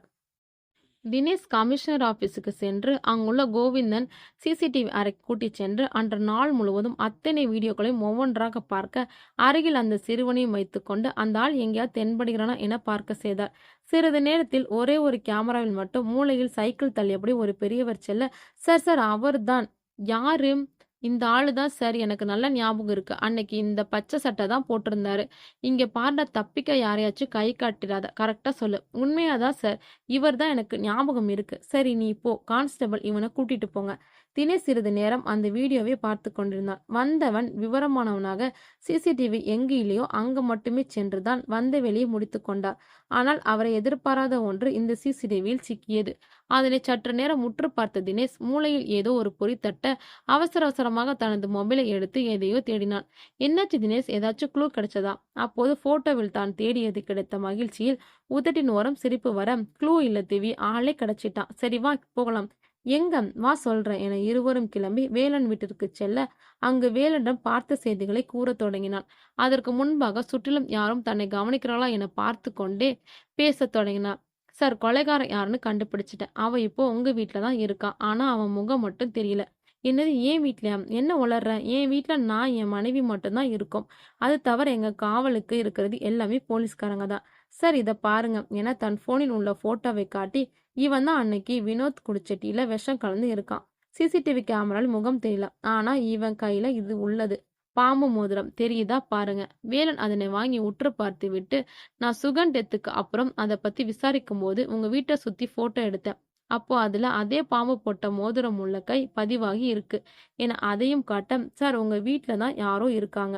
வேலன் உற்று பார்த்துவிட்டு, "எங்க வீட்ல போலீஸ்காரங்க தான் இருக்காங்க. அது தவிர இந்த தோட்டக்காரன் வாட்ச்மேன் மட்டும்தான். வெளி ஆளுங்க." "ஒரு நிமிஷம்" என்று அங்கிருந்த காவல் போலீஸ் ஒருவரை கூப்பிட்டு அந்த போட்டோவை கை மோதிரம் பற்றி கூற விசாரித்தார். "சார் இது மாதிரி நம்ம வாட்ச்மேன் கையில பார்த்திருக்கேன் சார்." இதனை கேட்டு பரபரப்பான தினேஷ், "இப்ப அவர் எங்க?" "இன்னைக்கு அவர் லீவு சார்." "சார் ஏதோ பெருசா நடக்குது. சுகன் வினோத் கொலையோட இது நிக்காதுன்னு தோணுது. ப்ளீஸ் உடனடியா நந்தன் ரிஷியை நாம எச்சரிக்கணும்." "ஆனா இதுக்கு நந்தன் ரிஷிக்கு என்ன சம்பந்தம்?" "அததான் எனக்கும் தெரியல. ஆனா சுகன், வினோத், மனோஜ் அப்படின்னு 3 பேர் இறந்திருக்காங்க. மனோஜ் இறந்த விஷயம் அதுதான். இது கண்டிப்பா கொலையா தான் இருக்கணும் நம்ம வச்சது." "ஓகே. நான் நந்தன் ரிஷி இன்ஃபார்ம் பண்றேன். நீங்க இங்க விசாரிங்க. நான் வெளிய அந்த மாணிக்கத்த பத்தி விசாரிக்க சொல்றேன்." "அந்த வாட்ச்மேன் பேரு என்ன?" "மாணிக்கம்." "அவர் எப்படி இங்க வேலைக்கு வந்தாரு?" "சரியா தெரியல. ருத்ரா சார் வீட்டு வேலைக்காரங்க சொல்லி தான் இவரை இங்க சேர்த்தோம். இவருக்கு ஃபேமிலி அப்படி ஏதும் இதுவரை என்கிட்ட எதுவும் சொல்லல. அப்படி எதுவும் இருக்கிற மாதிரியும் தெரியல." அதற்குள் அங்க நின்ற ஒரு வேலைக்காரர் ஒருவர், "சார் நான் கூட அவர் கூட ஒரு பொண்ண பார்த்துருக்கேன் சார்." "நீ யாரு?" என தினேஷ் கேட்க, "சார் நான் ருத்ரா சார் வீட்ல தான் வேலையில இருக்கேன். எனக்கு இந்த வாரம் நைட் டியூட்டி. ஆனா இங்க இருந்த வாட்ச்மேன் லீவுனால நான் இன்னைக்கு மட்டும் இங்க வந்து வேலை பார்க்குறேன்." ஓகே. அந்த பொண்ணு என தினேஷ் கேட்க, தெரியல சார். ஆனா ருத்ரா ஐயா கம்பெனில வேலை செய்யுது. அடிக்கடி வீட்டுக்கு வருது. இப்பலாம் முதலாளி அம்மா கிட்ட நல்லா பழகும் சார். அவங்க என்ன பேசிட்டு இருந்தாங்கன்னு தினேஷ் கேட்க, அதெல்லாம் தெரியல சார். ஆனா அந்த பொண்ணு கோபமா போச்சு சார். அது மட்டும் தெரியும் சார். அதான் அந்த பொண்ண வாட்டி வீட்ல பார்க்கும்போது, எங்கேயோ பார்த்த மாரி இருந்துச்சுன்னு நெனச்சேன். அப்போது அங்க வந்த வேலன், தினேஷ் நந்தன் வீட்ல பேசிட்டேன். ரிஷிகிட்டயும் பேசிட்டேன். எல்லாரும் நந்தன் வீட்டுக்கு வந்துர்றதா சொன்னாங்க. ஆனா நந்தன் ஃபோன் மட்டும் ரீச் ஆகல. எங்கேயோ ஃப்ரெண்டு பார்க்க போயிருக்கானாம் என்றான் ரிஷி சொன்னான். சார் எனக்கு என்னமோ தப்பாவே தெரியுது. உடனே நாம நந்தன் இருக்க இடத்துக்கு போகணும். அவன் மொபைல ட்ராக் பண்ணி போகலாம். உடனடியாக செயல்பட்டு வேலன், தினேஷ் இருவரும் சேர்ந்து கிளம்பிச் செல்ல நந்தனின் கார் தூரத்தில் உள்ளதைக் கண்டு அந்த இடத்தை நோக்கி ஓடினர். அருகில் சென்று பார்க்க அங்கு நந்தன் தலை குப்புற கீழே விழுந்து கிடப்பதைக் கண்டு அதிர்ந்து அவனை திருப்பி பார்க்க வயிற்றில் இருந்து ரத்தம் கொப்பளிக்க மயக்க நிலையில் கிடந்தான் நந்தன். அருகில் சென்று அவன் மூக்கில் விரல் வைத்து பார்த்த தினேஷ், சார் மூச்சு இருக்கு சார், உடனே ஆம்புலன்ஸ்க்கு கால் பண்ணுங்க. வேலன் அவசர அவசரமாக ஆம்புலன்ஸ் அழைக்க தினேஷ் திவ்யாவிடம், திவி அவன் இங்க தான் இருக்கான். யாரு? அந்த கொலைக்காரன். இங்க எப்படி இருக்க முடியும்? வந்தவன் வேலையை முடிச்சுட்டு போக மாட்டானா? இல்ல, கரெக்டா எய்ம் பண்ணி குத்தியிருக்காங்க. இன்னும் 10 நிமிஷம் லேட் ஆகியிருந்தா கூட நந்தன் உயிர் இருந்திருக்காது. ஆனா அவன் உயிர் இருக்குன்னா இப்போதான் இதெல்லாம் நடந்திருக்கு என அவளது கையை பற்றி அந்த இடத்தை சுற்றி சுற்றி வந்தான். அதற்குள் ஆம்புலன்ஸ் வந்து நந்தன் முதலுதவி செய்யப்பட்டு மருத்துவமனைக்கு கூப்பிட்டு செல்லப்பட்டான். யார் அவன்? ஏன் என்ன தேடி தினேஷ், திவ்யா இருவரும் கடற்கரை நோக்கி செல்ல செல்ல அங்கிருந்த கூட்டத்தை கண்ட திவ்யா, ஆனா இங்க இவ்வளவு பேர் இருக்காங்க, எப்படி கண்டுபிடிக்கிறது? அதான் எனக்கும் புரியல. விடுங்க தினேஷ், அதான் அந்த மாணிக்கத்தை பிடிச்சா எல்லாம் தெரிய போகுது. வாங்க அங்க போகலாம். இவர்கள் பேசுவதை ஒரு படகின் பின் கேட்ட அந்த உருவ முகத்தில் ஏதோ ஒரு அதிர்ச்சி தெரிய அதே அதிர்ச்சியுடன் அங்கிருந்து வேகமாக தனது இடத்தை நோக்கி சென்றது. நந்தன் நிலைமையைக் கண்ட அவனது தாய் கதறி அழுதபடி அங்கு வந்தனர் இருவரும். என்னாச்சு வேலன், என் புள்ளைக்கு என்னாச்சு என்றான் ருத்ரா. பாரு அண்ணா, சொல்லுங்கண்ணா, பயமா இருக்கு. தவம் இருந்து பெத்த புள்ள அடிபட்டு இருக்குன்னு சொன்னது கொலை நடுங்கி போச்சு என்றார். பாரு, இது ஹாஸ்பிட்டல். உன் ஒப்பாரியை இங்க வைக்காத, வாய மூடி என்றான் ருத்ரன். அவன் அதட்டலுக்கு பயந்த அவர் அமைதியாக புடவை தலைப்பினை வாயில் அமிழ்த்தியபடி அழுகியே தொடர்ந்தார். என்னாச்சு? நந்தனுக்கு எப்படி இது நடந்துச்சு என கண்ணில் கோபத்துடன் கேட்டவரை கண்ட Velan, I am sorry, Nandan நிலைமை இப்போ கொஞ்சம் சீரியஸ் தான். ஆனா அதுக்கு காரணம் ஆனவனை நாங்க கூடிய சீக்கிரம் கண்டுபிடிச்சிருவோம். என்ன பேசுறீங்க? நீங்களே இப்போ வேலை இல்லாம தான் இருக்கீங்க. அப்புறம் எப்படி கண்டுபிடிப்பீங்க என்றான் ருத்ரா. வேலன் உடனே, ருத்ரா ஆள் யாருன்னு தெரிஞ்சுட்டு சீக்கிரமா கண்டுபிடிக்கலாம். என் பையன் சாவுக்கு காரணம் ஆனவனை சும்மா விடுவேன்னு நினைச்சீங்களா? சரி, அவன் டீட்டெயில்ஸ் கொடுங்க. ஆளுங்களை வச்சு அவனை சத்தமே இல்லாம போட சொல்றேன் என்றான் ருத்ரன். அவனை போடுறதுனா எப்போவே செய்ய சொல்லியிருப்பேன். ஆனா அவன் ஏன் இதெல்லாம் பண்றான்னு எனக்கு தெரியும். அதுக்கு அவன் உயிரோட வேணும் என்றான் வேலன். அப்போது அங்கு வந்த டாக்டர், சார் அவர் உயிருக்கு எந்த ஆபத்தும் இல்லை. ஆனா நல்லா ரெஸ்ட் வேணும். நாங்க அவரை விசாரிக்கலாமா டாக்டர் என்றான் வேலன். நோ நோ, இப்போ வேணாம். எதுவா இருந்தாலும் 24 மணி நேரத்துக்கு அப்புறம் பேசுங்க. இப்போ அவர் நல்லா ரெஸ்ட் எடுக்கட்டும், ஐசிலே இருக்கட்டும் என்றார். தேங்க்யூ டாக்டர் என கை குலுக்கி நிம்மதியுடன் கூற, அப்போது பேச வந்த ருத்ரனை கை காட்டி தினேஷ் வருவதை கண்டு தடுத்தார். சார், இப்போ எப்படி இருக்கு என் நந்தனுக்கு என்றான் தினேஷ். உயிருக்கு ஒன்றும் ஆபத்தில்லை, நல்லா ரெஸ்ட் எடுக்கணும், அவ்வளவுதான் என்றான் வினீத். வேலன், ஓகே சார், அந்த கொலைகாரன் அவங்க தான் இருந்திருக்கான், நாம தான் மிஸ் பண்ணிட்டோம் என்றான் தினேஷ். தினேஷ் தினேஷ் இதை இதோட விடுங்க, நாங்க பாத்துக்கிறோம். நீங்க இதோட இந்த கேஸ்ல இருந்து விலகிக்கோங்க என்றான் வேலன். என்ன பேசுறீங்க சார்? இப்போ ரொம்ப முக்கியமான கட்டத்துல இருக்கோம். கொஞ்சம் மிஸ் ஆனாலும் என் சொல்ல வரும்போதே, தினேஷ் நாங்க பார்த்துக்கிறோம். இப்போது அவரது குரல் சற்று சத்தமாக கேட்ட அவரை வினோதமா பார்த்தான் தினேஷ். உங்களோட ஃபீஸ் உங்க ஆபீஸ் தேடி வரும். நீங்க இப்போ கிளம்பலாம் என்றான் வேலன். ஓகே சார், நீங்க பார்த்து இருந்துக்கோங்க. எனி ஹெல்ப் எனக்கு கால் பண்ணுங்க என அவரின் தோளினை தொட்டு விட்டு நகர வெளியே வந்த தினேஷை கண்ட திவ்யா, என்ன இப்படி பேசுறாங்க? இந்த கேஸ்ல எல்லாம் கண்டுபிடிச்சது நீங்க, இப்ப போய் உங்களை வேணான்னு சொல்றாங்க.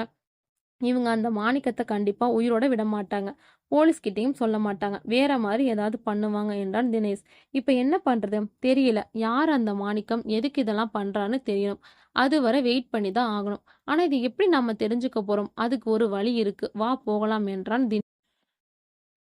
அன்று இரவு நந்தன் உயிருக்கு ஏதேனும் ஆபத்து ஏற்படுமோ என அஞ்சிய ருத்ரன் அவனை தன் வீட்டிற்கே அழைத்துச் சென்று அங்கு வைத்து அவனுக்கு மருத்துவம் பார்க்கலாம் என முடிவு செய்து அவனை அழைத்துச் சென்றான்.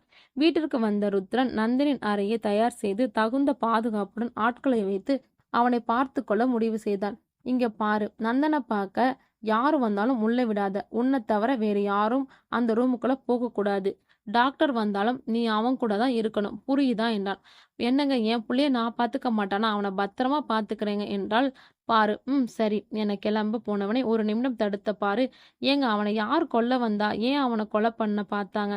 அதெல்லாம் உனக்கு தேவையில்லாத விஷயம். உன்னை என்ன சொன்னனோ அத மட்டும் பாரு. புரியுதா? என கூறியபடி கிளம்பிச் செல்ல, வேலன் மற்றும் ருத்ரா தீவிரமாக தனது ஆட்களைக் கொண்டு அந்த மாணிக்கத்தை தேட முடிவு செய்தனர்.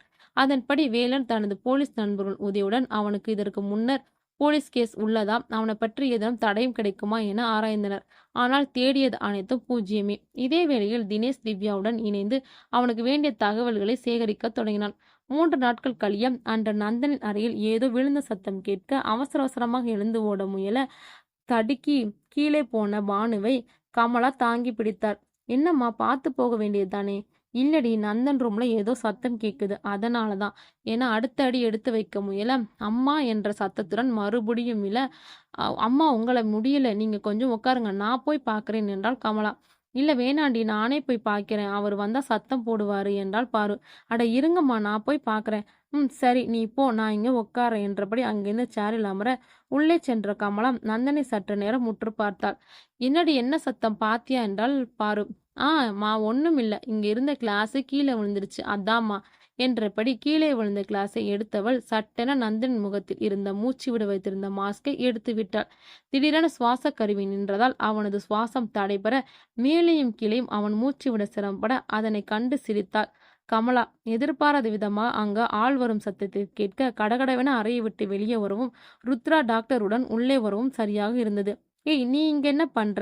இல்ல ஐயா, கிளாஸ் எடுக்க என தனது கையில் இருந்த கிளாஸை காட்ட, இங்கெல்லாம் நீ வரக்கூடாது, போ வெளியே என கத்த கமலா பதட்டத்துடன் வேகமாக வெளியே வந்தாள். என்னடி, என்னாச்சு என அவர் கேட்டுக்கொண்டே இருக்க எதுவும் பேசாமல் வெளியே சென்றாள் கமலா. உள்ளே வந்த ருத்ரா மூச்சு விட சிரமப்பட்டிருக்கும் நந்தனை கண்டவர் பதறியபடி அருகில் ஓட டாக்டர் அவனது மாஸ்கை அணிவித்துவிட்டு மீண்டும் பழைய நிலைக்கு வரபடி செய்யா. ருத்ரை வெளியே ஓடி வந்தவர் பாரிவிடம், எங்க அவ? பாரு உடனே, யாருங்க அந்த வேலைக்கார நாயி? அவ எதுவும் சொல்லாம இப்பதாங்க வெளியே போனான். ருத்ரா வேகமாக வெளியே வரவும் கமலா கேட்டை தாண்டி போக வாட்ச்மேன் அவளை பிடி என கத்த இதனை கேட்ட கமலா ஓட ஆரம்பித்தாள். அதற்குள் அவரது ஆட்கள் வாட்ச்மேன் என அனைவரும் அவளை துரத்த வயதான பெண்மணியால் எளிதாக அவர்களிடமிருந்து தப்ப முடியவில்லை. அகப்பட்டு கொண்டாள். வீட்டின் உள்ளே எட்டி மிதித்து தள்ள சுருண்டுபடி தரையில் விழுந்தாள். விழுந்த வேகத்தில் அவளது மூக்கில் அடிபட்டு ரத்தம் வர இதனை கண்ட பாரு, ஐயோ என்னங்க ஆச்சு, ஏங்க அவளை தள்ளி விட்டுட்டீங்க, இப்ப பாரு ரத்தம் வருது என கரிசத்துடன் தாங்கி பிடித்த பார்வை ஓங்கி அறவிட்டார் ருத்ரா. ஏய், உனக்கு கொஞ்சமாச்சும் அறிவு இருக்காடி? இவன் நம்ம நந்தனை கொலை பண்ண முயற்சி பண்ணியிருக்கா. நந்தனோட மாஸ்கை எடுத்து விட்டு தான் வெளியே தப்பிச்சு ஓட முயற்சி பண்ணியிருக்கா. அப்போது அங்க வந்த டாக்டர், ருத்ரா சார், இன்னும் 5 நிமிஷம் நம்ம லேட்டா வந்திருந்தா நந்தனை உயிரோடவே பார்த்திருக்க முடியாது. தேங்க் காட் என அவர் கூறியதை கேட்ட பாரு நெஞ்சில் கை வைத்து கொண்டே கமலாவிடம் வந்தவர், அடி பாவி, நான் உனக்கு என்னடி பண்ணேன்? ஏண்டி இப்படி பண்ண? என் பையனை கொலை பண்ண உனக்கு எப்படி மனசு வந்துச்சு? உன்னை ஒரு வேலைக்கார மாதிரியா பார்த்தேன், சொந்த தங்கச்சி மாதிரி தானே பார்த்தேன் என அறைந்தவரை முறைத்தவள், நீங்க எதுவும் பண்ணலாமா? ஆனா உங்க பையன் எங்களுக்கு நிறைய கெடுதல் பண்ணியிருக்கான். என்னை இந்த தடவை கொஞ்சம் மிஸ் ஆகிடுச்சு, ஆனா அடுத்த தடவை அவனுக்கு சாவு நிச்சயம் எனதான் உட்கார்ந்திருந்த தரையின் மீது கைகளை ஓங்கி அடித்து கூற அவள் கூறியதை கேட்ட ருத்ரா பாரு இருவரும் ஆடி போயினர். ருத்ரா அவசரமாக வேலன் அவனது ஆட்கள் என வரவைக்க இதனை எதுவும் கண்ட அஞ்சாமல் உதட்டில் புன்னையுடன் அமர்ந்திருந்த கமலாவை பார்த்த அனைவரும் ஆச்சரியம் அடைந்தனர். அதற்குள் வேலன் வர ருத்ராவை இவதான் என கை காட்ட, ஏய் யார் நீ? யார் சொல்லி இதை பண்ண? உண்மையை சொல்லு, எவ்வளவு பணம் வாங்கின என கேட்க, வேலா, இவ காசுக்காக இதை பண்ணல, வேற ஏதோ இருக்கு, அவகிட்ட உண்மை எப்படி வர வைக்கணும், யார் இவங்க பின்னாடி இருக்காங்க, எல்லா உண்மையும் இவ வாயாலே சொல்ல வைக்கிறேன். இதனை எல்லாம் இந்த பக்கம் கேட்ட தினேஷ், யாரோ இந்த கேஸ்ல சம்பந்தப்பட்டவங்க இவங்க கிட்ட மாட்டிக்கிட்டாங்க, இவங்க பேசுறதெல்லாம் பார்த்தா அவங்கள சும்மா விட மாட்டாங்க, வா போகலாம். ஆனா இதெல்லாம் எப்படி உனக்கு தெரியும்? அன்னைக்கும் எதுக்கும் இருக்கட்டுமேனே வேலன் சார் போன்ல அவருக்கே தெரியாம சின்ன சிப் செட் பண்ணி வச்சேன், அது இப்போ உதவுது என இருவரும் கிளம்ப அங்கே கமலா வாயிலும் மூக்கிலும் ரத்தம் கிட்டத்தட்ட மயக்க நிலைக்கு சென்றவளை மேலும் மேலும் அடித்து துன்புறுத்தினர். இவ்வளவு அடி வாங்கியும் அவளது வாயிலிருந்து ஒரு வார்த்தை கூட வாங்க முடியவில்லை அவர்களால். ஆனால் அவரை எதிர்பாராத விதமாக அவளது போன் அடிக்க அவள் எடுக்கும் முன் ருத்ரா அவளது பையில் இருந்த போனை எடுத்தாள்.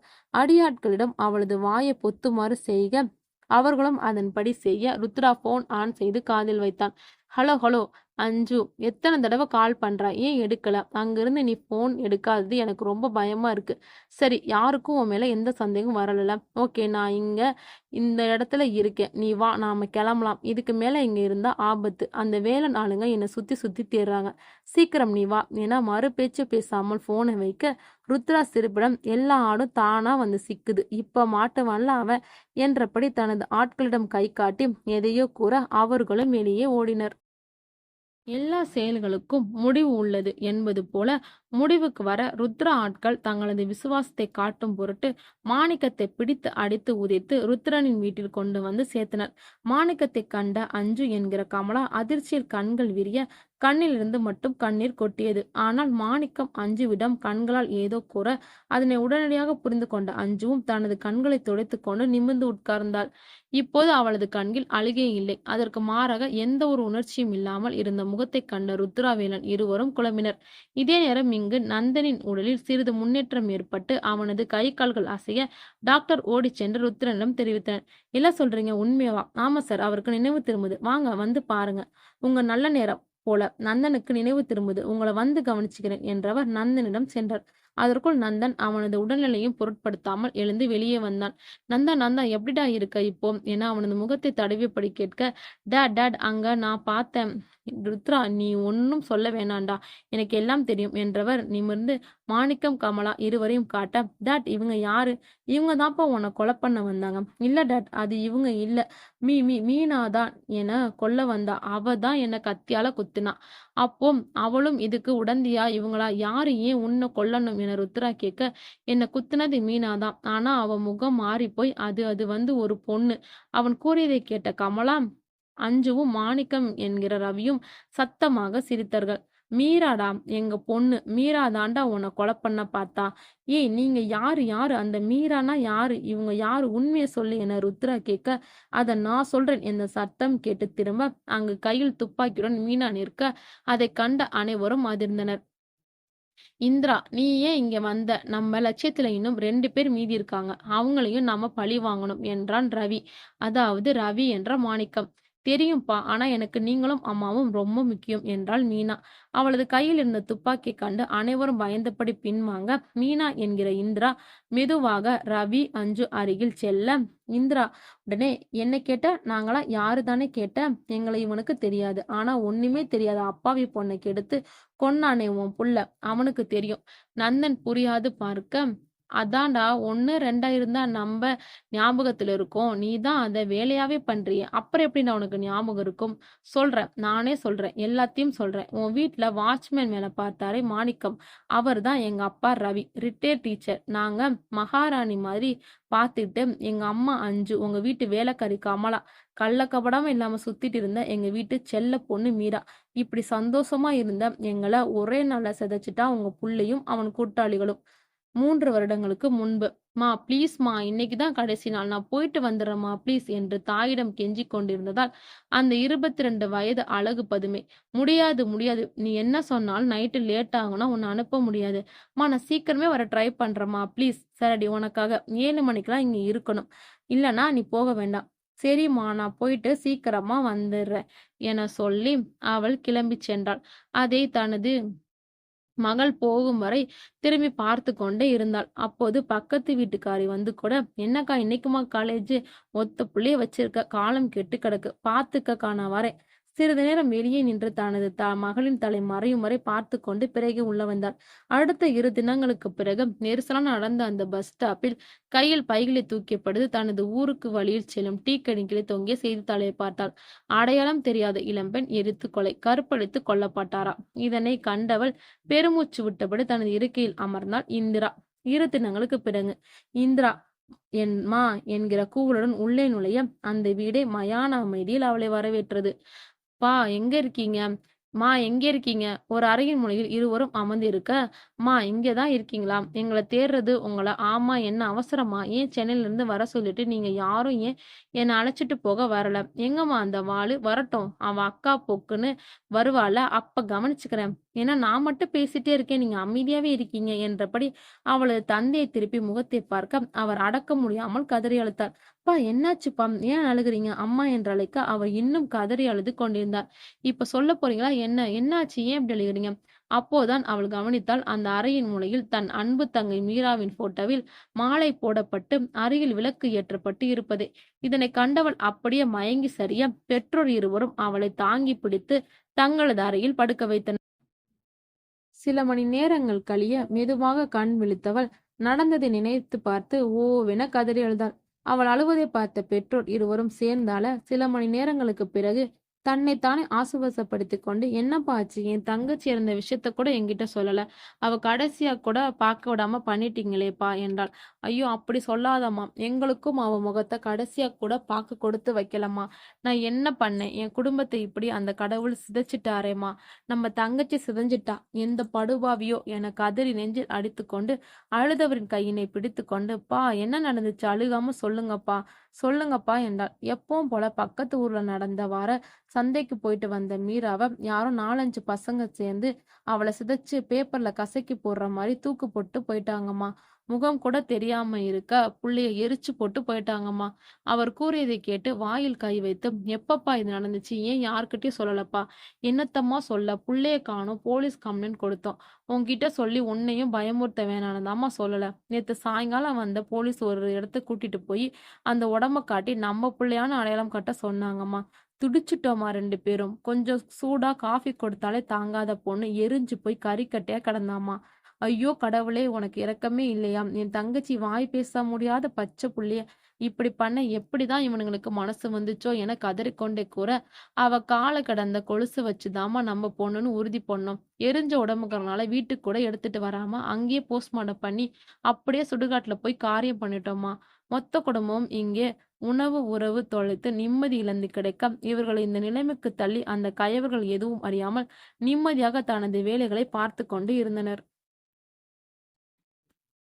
பாதி எரிந்த நிலையில் கிடந்த மீராவின் உடலை கைப்பற்றி போலீஸ்காரர்கள் ஏதேதோ காரணம் சொல்லி வெளியே தெரிந்தால் மற்றொரு பெண்ணின் வாழ்க்கையும் பாதிக்கப்படும் என அவர்களை பயமுறுத்தி யாருக்கும் விஷயம் வெளிவராத நிலையில் உடலையும் அடக்கம் செய்தனர். ஆனால் எப்படியோ அந்த விஷயம் ஒரு பத்திரிகை நிறுவனத்திற்கு மட்டும் தெரியவர அவர்கள் எழுதியதுதான் அன்று இந்திரா கண்டது. இந்திரா தனது தங்கையை யார் இவ்வாறு செய்தது, அவர்களுக்கு சட்டப்படி தண்டனை கிடைக்க வேண்டும் என 1 மாத தினமும் போலீஸ் ஸ்டேஷனுக்கு அலைய, ஏனோ அவளுக்கு அவர்கள் சரியான பதிலை கொடுக்கவில்லை. "சார், ஏன் சார் இப்படி பண்றீங்க? 1 மாசமா தினமும் அலையிறேன். ஆனா நீங்க விசாரிக்கிறோம் விசாரிக்கிறோம்னு மட்டும்தான் சொல்றீங்க.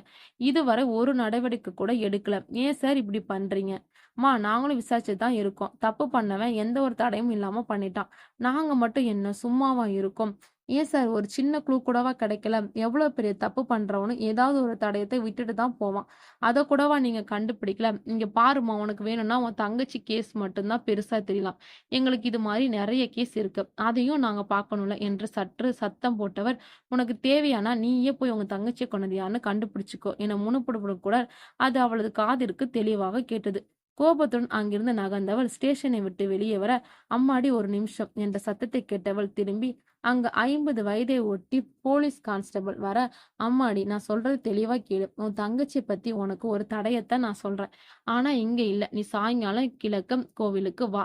அங்கு வா. இதுக்கு மேல இங்க பேச முடியாது. நான் வரேன்" என்றவர் வேக வேகமாக திரும்பவும் ஸ்டேஷன் உள்ளே செல்ல, அவர் சென்றதை சிறிது நேரம் நின்று பார்த்தவள் யோசனையுடன் தனது வீட்டினை நின்றாள்.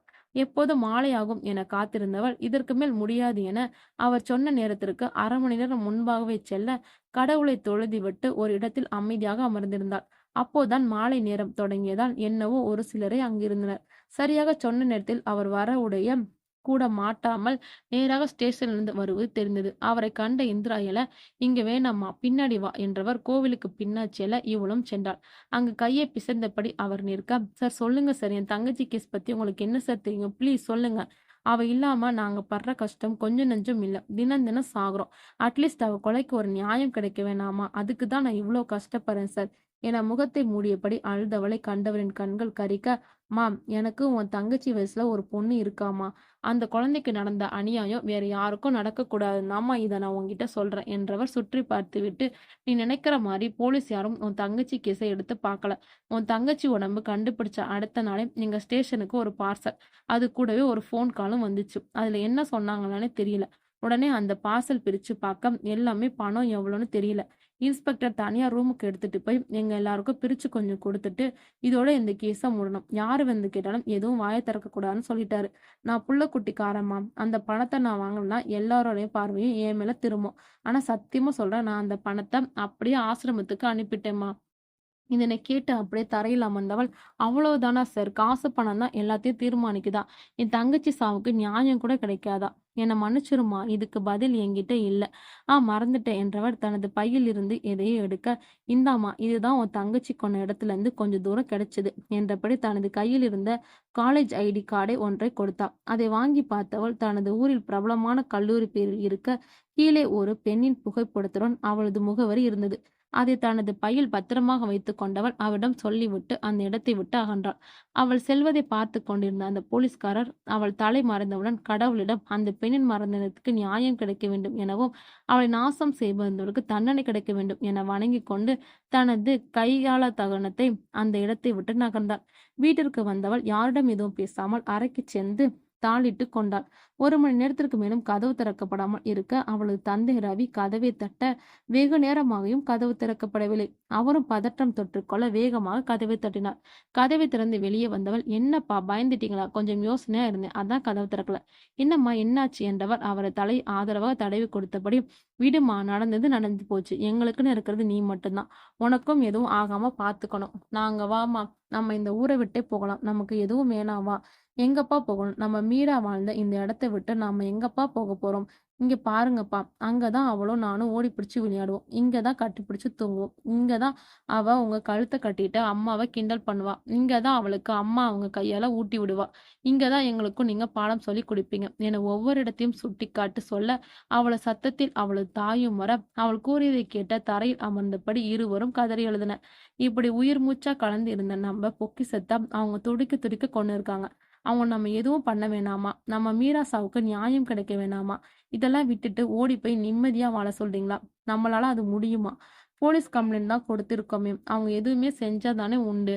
போலீஸ் என வெற்று புன்னகை ஒன்றை சிந்தியவள், இதுக்கு மேலேயும் அவள் நம்பியிருந்தா நம்மளை விட முட்டாள் யாரும் இல்லப்பா என்றவள் அந்த உதவி செய்த போலீஸ் சொன்ன தகவலை கூறினாள். அவள் கூறியதை கேட்டு சிலையென அமர்ந்திருந்த இருவரையும் கண்டவள், இப்ப சொல்லுங்கப்பா, நம்ம என்ன பண்ணலாம்? கொலை பண்ணலாம் என்று கூறியதை கேட்டு இருவரும் ஒரு சேர திரும்பி பார்க்க அங்க அவளது தாய் கண்ணில் கோபத்துடன், ஆமா, கொலை பண்ணலாம். 10 மாசம் என் பிள்ளைய வயத்துல சுமந்து 20 வருஷம் நெஞ்சில சுமந்து வாழ்ந்த இவனுங்க 1/2 மணி நேரம் சந்தோஷத்துக்காக என் பிள்ளைய பழியா என கதறியவரை கண்ட ரவி, என் அஞ்சு என்ன பேசுற? நாம எப்படி? ஏன்பா முடியாது? அவனுங்க தெளிவா திட்டம் போட்டு என் தங்கச்சி சிதைச்சாங்கன்னா அதை விட தெளிவான அவன் திட்டம் போட்டு அந்த 5 பேரை கொல்லலாம். 5 பேரா என திகைத்தபடி அவர் பார்த்தார். 5 பேரா என தலையில் அழைத்துக்கொண்டே அழ, வாய் பேச முடியாத என் செல்லத்தை இப்படி பண்ண எப்படிதான் மனசு வந்துச்சோ என ஓவென அழுதவரை கண்ட இந்திரா, 5 இருவரும் அழ, விடக்கூடாதும்மா, விடக்கூடாது. இவனுங்க யாரையும் சும்மா விடக்கூடாது. என் பொண்ணுக்கு இப்படி ஆகிடுச்சுன்னு இல்ல. இனி எந்த ஒரு பொண்ணுக்கும் இது மாதிரி ஆகக்கூடாதும்மா, ஆகக்கூடாது என ஆவேசமாக கத்தியார். உனக்கு எப்படிம்மா இதெல்லாம் தெரியும்? சொல்றேன்ப்பா என அந்த போலீஸ்கார் பேசி சென்ற பின் நடந்ததை கூறத் தொடங்கினாள். அவள் கையில் இருந்த ஐடி கார்டை வெகு நேரம் பார்த்து கொண்டிருந்தவள் சட்டென முடிவு வந்தவளாய் எழுந்து அதில் உள்ள அட்ரஸை தேடிச் சென்றாள். அந்த இடம் இவர்கள் ஊருக்கு வெளியே உள்ள இடம் என்பதால் அவள் போய் சேரவே 8 மணியை நெருங்கிவிட்டது. தயங்கி தயங்கி வெளியே நின்றவளை அந்த வீட்டின் உரிமையாளர் கவனித்து விட்டார். என்னம்மா, யாரு நீ? இங்க என்ன பண்ற? நான் ஸ்வேதாவை பார்க்கணும் என்று ஒருவர் திக்கி திணறி கூற, இப்போது அவர் முகத்தில் பதற்றம் ஒட்டிக்கொண்டது. நீ ஏமா என் பொண்ணை பார்க்கணும்? அவர் என் பொண்ணு என்று கூறியது சற்று நிம்மதி அடைந்தவள், ப்ளீஸ்மா, நான் அவங்க கிட்ட கொஞ்சம் பேசணும் ப்ளீஸ் அப்படின்றாள். இங்க பாருமா, என் பொண்ணுக்கு இப்பதான் கல்யாணம் முடிஞ்சு இருக்கு. அவங்க ரூம்ல இருக்காங்க. இப்ப போய் பார்க்கணும் சொன்னா நல்லாவா இருக்கும்? நீ போயிட்டு காலைல வாமா. கிடைத்த வாய்ப்பை நழுவ விடக்கூடாது என்பதில் கவனமாக இருந்தவள், இல்லப்பா, ஒரு 10 நிமிஷம் நான் பேசிட்டு போயிடுறேன் ப்ளீஸ். அப்படி என்ன பேச போறா அவகிட்ட என எரிச்சலுடன் அவர் கேட்க, 1 மாசத்துக்கு முன்னாடி என் தங்கச்சி யாரோ கொன்னுட்டாங்க. அந்த இடத்துல உங்க பொண்ணு ஐடி கார்டு கிடந்துச்சு. ஒருத்தர் உதவி பண்ணாங்க. என் தங்கச்சி சாவுக்கு நியாயம் கிடைக்க தான் இப்படி அலைஞ்சிட்டு இருக்கேன்.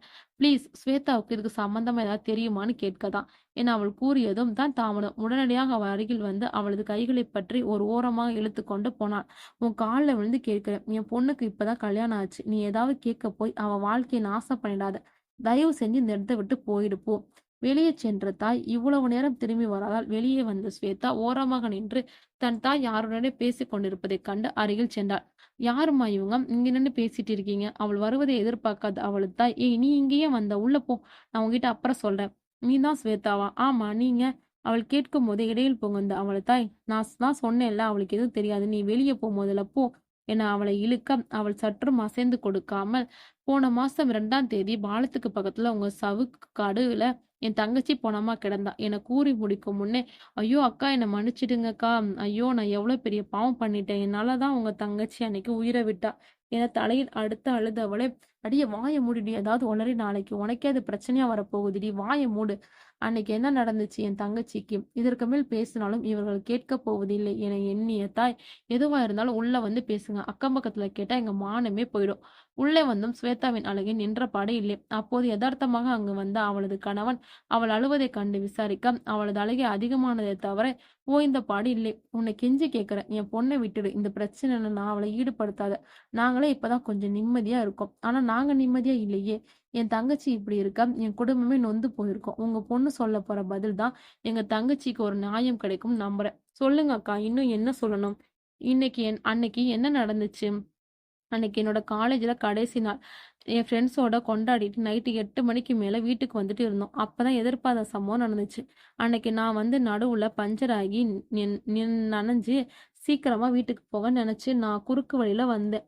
பாலத்து வழியா போனேன். சீக்கிரமா வந்துடலாம்னு நினைச்சேன். அப்படி வந்தோம். ஆனா அங்க அதுக்குமே சொல்ல முடியாமல் முகத்தை மூடியபடி அழுக அவளது பக்கத்தில் அமர்ந்த அவளது கணவன் ஆதரவாக அவளது கையை பிடித்து கொண்டான். அவன் கொடுத்த தைரியத்தில் மேற்கொண்டு பேச ஆரம்பித்தான். நான் வரும்போது யாருனே தெரியாத அந்த பெண் என்னை வழிமறித்து நின்றாள். பயந்த நான் கூட தப்பிக்க நினைக்கும் போதே அவன் கிட்ட தப்பா நடக்க முயற்சி பண்ணாங்க. தப்பிக்க நான் அவர்கிட்ட ரொம்ப கஷ்டப்பட்டு போராடினேன். அப்ப அந்த வழியா வந்த பொண்ணு அவங்க பின்னாடி இருந்து கட்டி எடுத்து என் சேலையை பிடிச்சிருந்த பையனோட தலையில அடிச்சா. அவன் சுதாரிச்சு கொள்ள நான் அங்கிருந்து விலகி ஓட ஆரம்பிச்சேன். கொஞ்ச தூரம் போய் திரும்பி பார்த்தா அப்பதான் தெரிஞ்சது எனக்கு காப்பாத்த வந்த பொண்ணு அவங்க கையில மாட்டிக்கிட்டான்னு. உயிர் பயத்துல இருந்து நான் என்னை காப்பாத்திக்க மட்டும் நினைச்சு ஓடி வந்துட்டேன். இப்போது அவளது காலின் அருகில் அமர்ந்து மடியில் முகத்தை புதைத்து கொண்டு, என்னை மன்னிச்சிடுங்கக்கா. அந்த இடத்துல என்னால எதுவும் பண்ண முடியல. சாரிக்கா. அப்புறம் வீட்டுக்கு வந்து அம்மா கிட்ட நடந்த எல்லாத்தையும் சொல்லி அழுதேன். ஆனா குடும்பமானா பறி போயிடக்கூடாதுன்னு இதை வெளியே சொல்லாம எங்க அம்மா தடுத்துட்டாங்க. நாங்க நடுத்தர குடும்பம்க்கா. அப்பா இல்லாத பொண்ணு. போலீஸ் கேஸ் அது இதுன்னு என் பொண்ணு வாழ்க்கைய விளையாடிட்டா. அதான் இதை வெளியில சொல்ல மனசு வரல. அவசரமா என் தம்பிக்கு இவளை கல்யாணம் பண்ணி வச்சுட்டேன். ஆனா என் தம்பி நடந்த எல்லா உண்மையும் தெரிஞ்சுதான் என் பொண்ணை ஏத்துக்கிட்டான். அவங்கள பத்தி ஏதாவது தெரியுமா என கேட்க, ஒரு நிமிஷக்கா என்று உள்ளே சென்றவள் தனது போனை எடுத்துக்கொண்டு வெளியே வந்தா. இதுதாக்கா அவங்க 5 பேரும். அதுல ஒருத்தன் பேர் ரிஷி. அதை வச்சு Facebookல தேடி இந்த 5 பேரையும் கண்டுபிடிச்சேன். என்னைக்காவது யார் மூலமாவது இவங்கள அடையாளம் காட்டாதான் போட்டோவை சேவ் பண்ணி வச்சேன் என்று கூறியவள் தனது போனில் இருந்த அவர்களது போட்டோவை Facebook ஐடி எல்லாவற்றையும் காப்பி செய்து கொண்டவள் கிளம்பியிருந்தாள். மா என் பொண்ணு வாழ்க்கை உன் கையில தான் இருக்கு. தயவு செஞ்சு இதை வெளியே சொல்லிடாதம்மா என்றவாறு கையை நீட்ட, அவர் கூறியதன் அர்த்தம் புரிந்தவள் தனது கையில் இருந்த ஐடி கார்டை அவர்களிடம் கொடுத்துவிட்டு வந்த வழியே சென்றாள். கதை ஆரம்பித்த முதலில் பச்சை நிற சேலை உடுத்திச் சென்ற பெண்தான் ஸ்வேதா. அவள் சிக்கிய இடத்தில் அவளை காப்பாற்ற எண்ணிய மீரா தன்னை காப்பாற்றிக் கொள்ள முடியாமல் அவர்கள் கையில் சிக்கி சிதைந்து அவளை உயிரை விட்டாள். அதன் பின் தான் இந்திரா தன் தாய் தந்தையுடன் சேர்ந்து முடிவு செய்து வேட்டையை ஆரம்பிக்க தனது பயணத்தை தொடர்ந்தாள். நடந்த அனைத்தையும் அங்கு நின்றிருந்த ருத்ரவேலன் நந்தன் அனைவரிடம் கூற, அவளை அறியாமலேயே அவளது கண்களில் இருந்து கண்ணீர் வந்து கொண்டிருந்தது.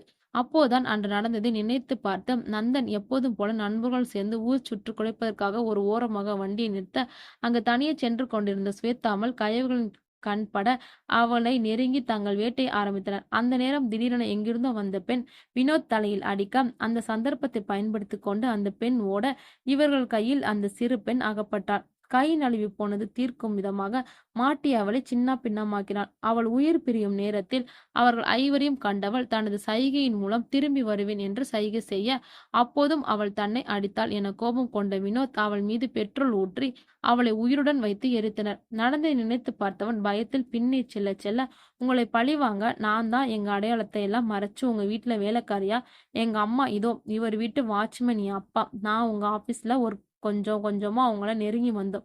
என்ன நந்தன், உன் ஃப்ரெண்ட்ஸ் எல்லாரும் எப்படி கொன்னேன்னு யோசிக்கிறியா? நடந்த அனைத்தையும் நந்தன் மற்றும் அவன் குடும்பத்தினரிடம் கூறினாள் இந்திரா.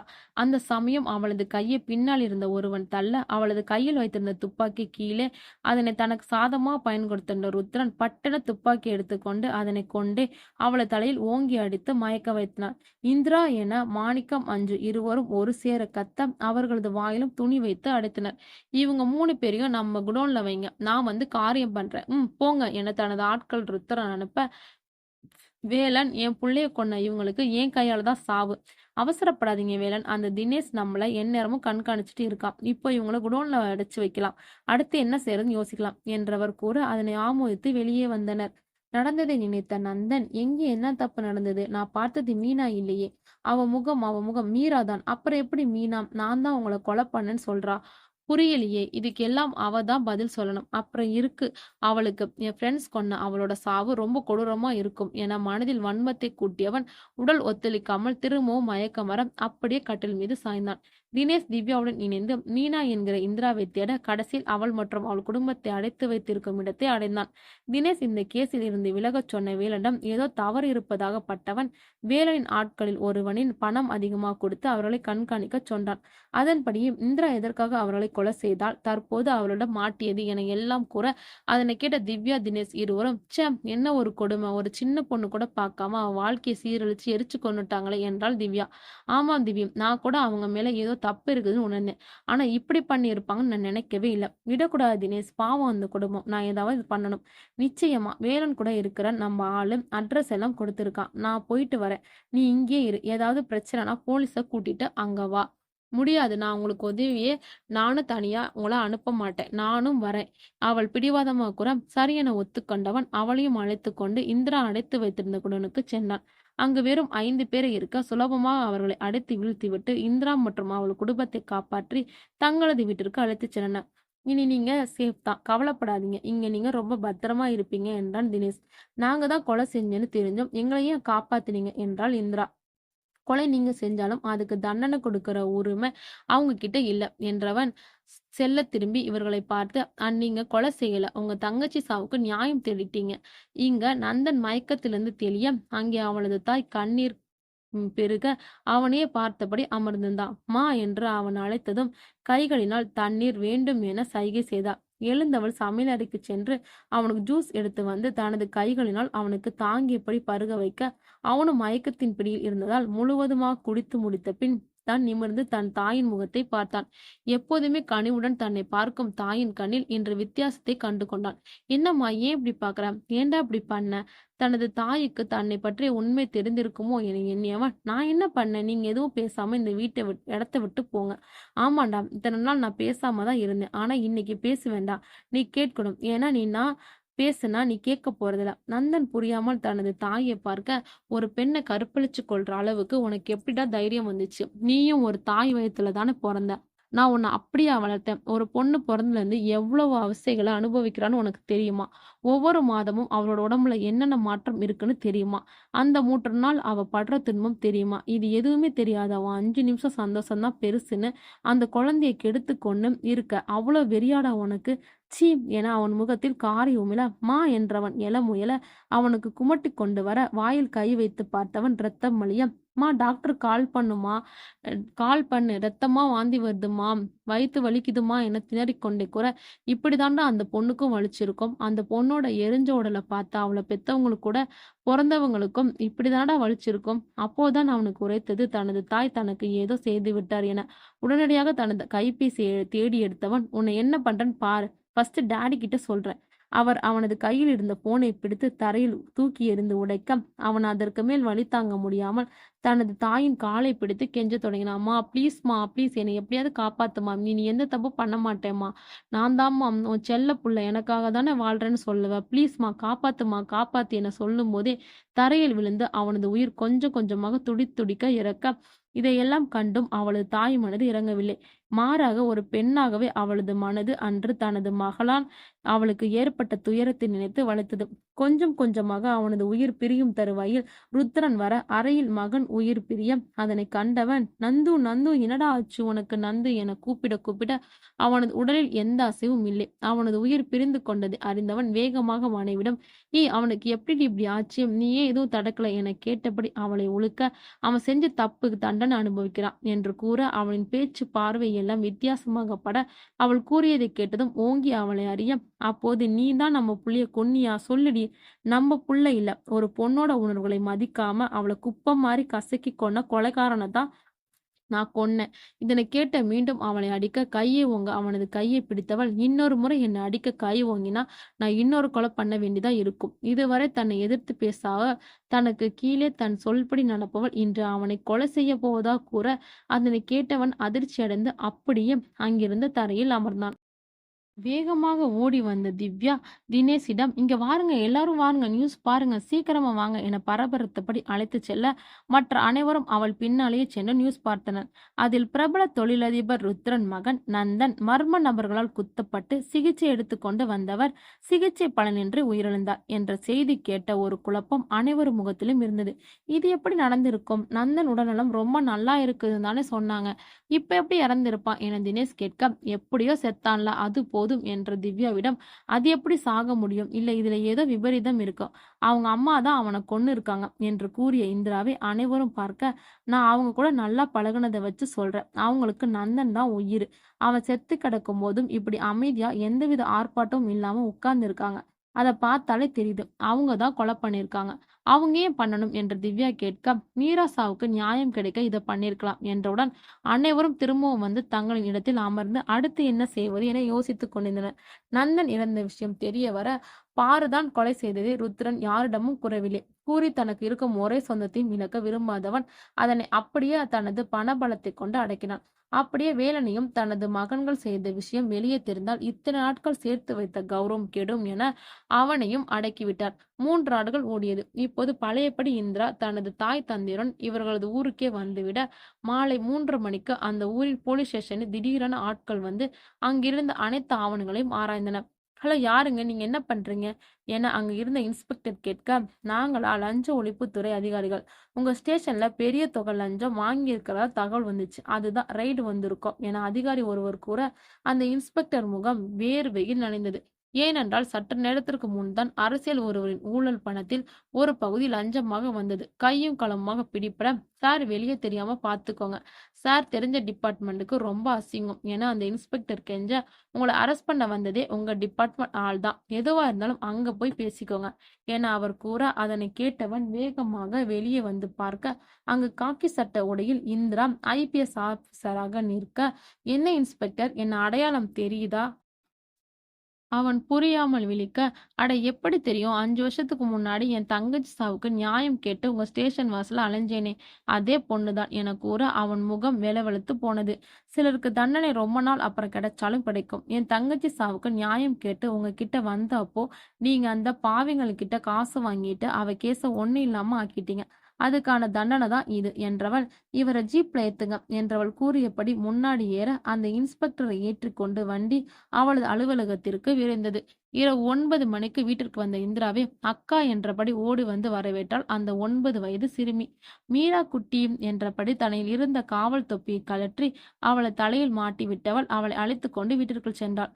அவள் தினேஷ் கொடுத்த அறிவுரையை ஏற்று தனது கடின உழைப்பால் IPS படித்து டெல்லியில் பக்கத்தில் உள்ள ஊரில் கமிஷனராக போஸ்டிங் வாங்க, அங்கு சில சமூக விரோதிகளால் பாலியல் வன்முறைக்கு ஆளாக்கப்பட்ட சிறுமியை தத்தி எடுத்து அவளை தன்னுடைய ஊருக்கு அழைத்து வந்துதான் இழந்த தனது தங்கையின் பேரையே அவளுக்கு வைத்து தன்னுடனே வளர்த்து வந்தாள். அது மட்டுமின்றி இந்த கயவர்களுக்கு தக்க தண்டனை வாங்கி கொடுத்தாள். இந்திரா, இங்க வாமா, இத பாரு என அவளது தந்தை அழைக்க அவளுமா வந்து தொலைக்காட்சியை பார்க்க, பிரபல தொழிலதிபர் மகன் ரிஷி கொடூர நோயால் பாதிக்கப்பட்ட வந்த ரிஷி அதன் தாக்கம் தாங்காமல் தற்கொலை செய்து கொண்டார் என்ற செய்தியை கேட்டு அவளது உதடு புன்னகையில் விரிந்தது. அவன் செஞ்ச பாவம் அவனை கொள்ளுது என்றதுடன் முடித்து கொண்டு தனது அறைக்கு சென்றது. திவ்யா அவருக்கு போன் அடித்தாள். நியூஸ் பாத்தியா ரிஷி இறந்துட்டான். பார்த்தேன் இந்திரா. அவனுக்கான சரியான தண்டனை தான் இது. கண்டிப்பா திவி. நான் அந்த 4 பேரை கொன்னு தான் பழி வாங்கினேன். ஆனா நீ அவனுக்கு தெரியாம அவனுக்கு அந்த நோய் உள்ள ஊசிய போட்டு அவனை கொஞ்சம் கொஞ்சமா கொன்ன. இப்ப அவனாவே தற்கொலை பண்ணிக்க வச்சிட்டீங்க. தற்கொலை பண்ணிப்பான்னு தெரியும். பட் இவ்ளோ சீக்கிரம் பண்ணிக்குவான்னு தெரியாது. சிறுபுறன் கூறியபடி போன் அணைக்கப்பட இங்கு அவளது தாய் தொலைக்காட்சியை வெறித்து பார்க்க அவரது கண்ணில் ஒருவித நிம்மதி தெரிய, என்னம்மா இதெல்லாம் நம்ம மீராவுக்கு தாண்டி இப்படியேதான் அவ ஆத்மா சாந்தி அடையும் என்று கூறியபடி அறைக்கு சென்றவள் தனது தங்கை படத்தினை உற்று நோக்கினாள். நீ தாண்டி எல்லாம் பண்ண. நான் முதல் நாளே மனோஜை கொலை பண்ணும்போது அவன் என் முகத்துல உன் முகத்தை பார்த்து அதிர்ச்சியானான். அதே போலதான் நான் ஒவ்வொரு தடவை இவனுங்களை கொல்லும் போதும் நீ என் மூலமா வந்து உன் பழிய தீர்த்துக்கிட்ட. இப்ப ரிஷிய கொன்னதும் நீதானே எனக்கு தெரியும் என்றவள் தனது முன்னால் இருந்த கண்ணாடி வழியை பார்க்க அங்கு அவளது தங்கையின் ஆத்மா அவளை கண்டு சிரித்தபடி கொஞ்சம் கொஞ்சமாக மருந்தது. அதனை கண்டு அவளது விழிகள் கலங்க அப்படியே நின்றாள். மறுநாள் செய்தித்தாளில் காதல் என்கிற பெயரில் பெண்களை ஆபாச படம் எடுத்து மிரட்டி பணம் பறிக்கும் கும்பல் கைது செய்யப்பட்ட அடுத்த நாளிலே ஜாமீன் என்கிற பெயரில் வெளியே வந்து விட்டதாக என போடப்பட்டிருந்த செய்தியை கண்டவள் வேகமாக தனது போனை எடுத்து தினேஷுக்கு அழைத்தாள். என்ன தினேஷ், அவனுங்க வெளியே வந்துட்டாங்க. என்ன பண்றது இந்திரா, எல்லாம் பணம் இருக்கிற திருமுறை. சரி, இனி நம்ம வெளியே ஆரம்பிக்கலாம். திவ்யா கிட்ட சொல்லிடுங்க. ஓகே டன் என்று போனை வைக்க இங்கே இந்திரா தனது காக்கி உடையை தவிர்த்து சாதாரண உடையில் சில நாட்டுக்கு தேவையான கலைகளை வேறறுக்க கிளம்பினாள். நன்றி. இந்த ஸ்டோரி பிடிச்சிருந்தா லைக் பண்ணுங்க. இதே மாதிரி டிஃப்ரெண்டான ஸ்டோரி பார்க்கணும்னா நம்ம வாய்ஸ் ஆஃப் கேலக்ஸியை சப்ஸ்கிரைப் பண்ணி ஃபாலோ பண்ணுங்க. பாய்.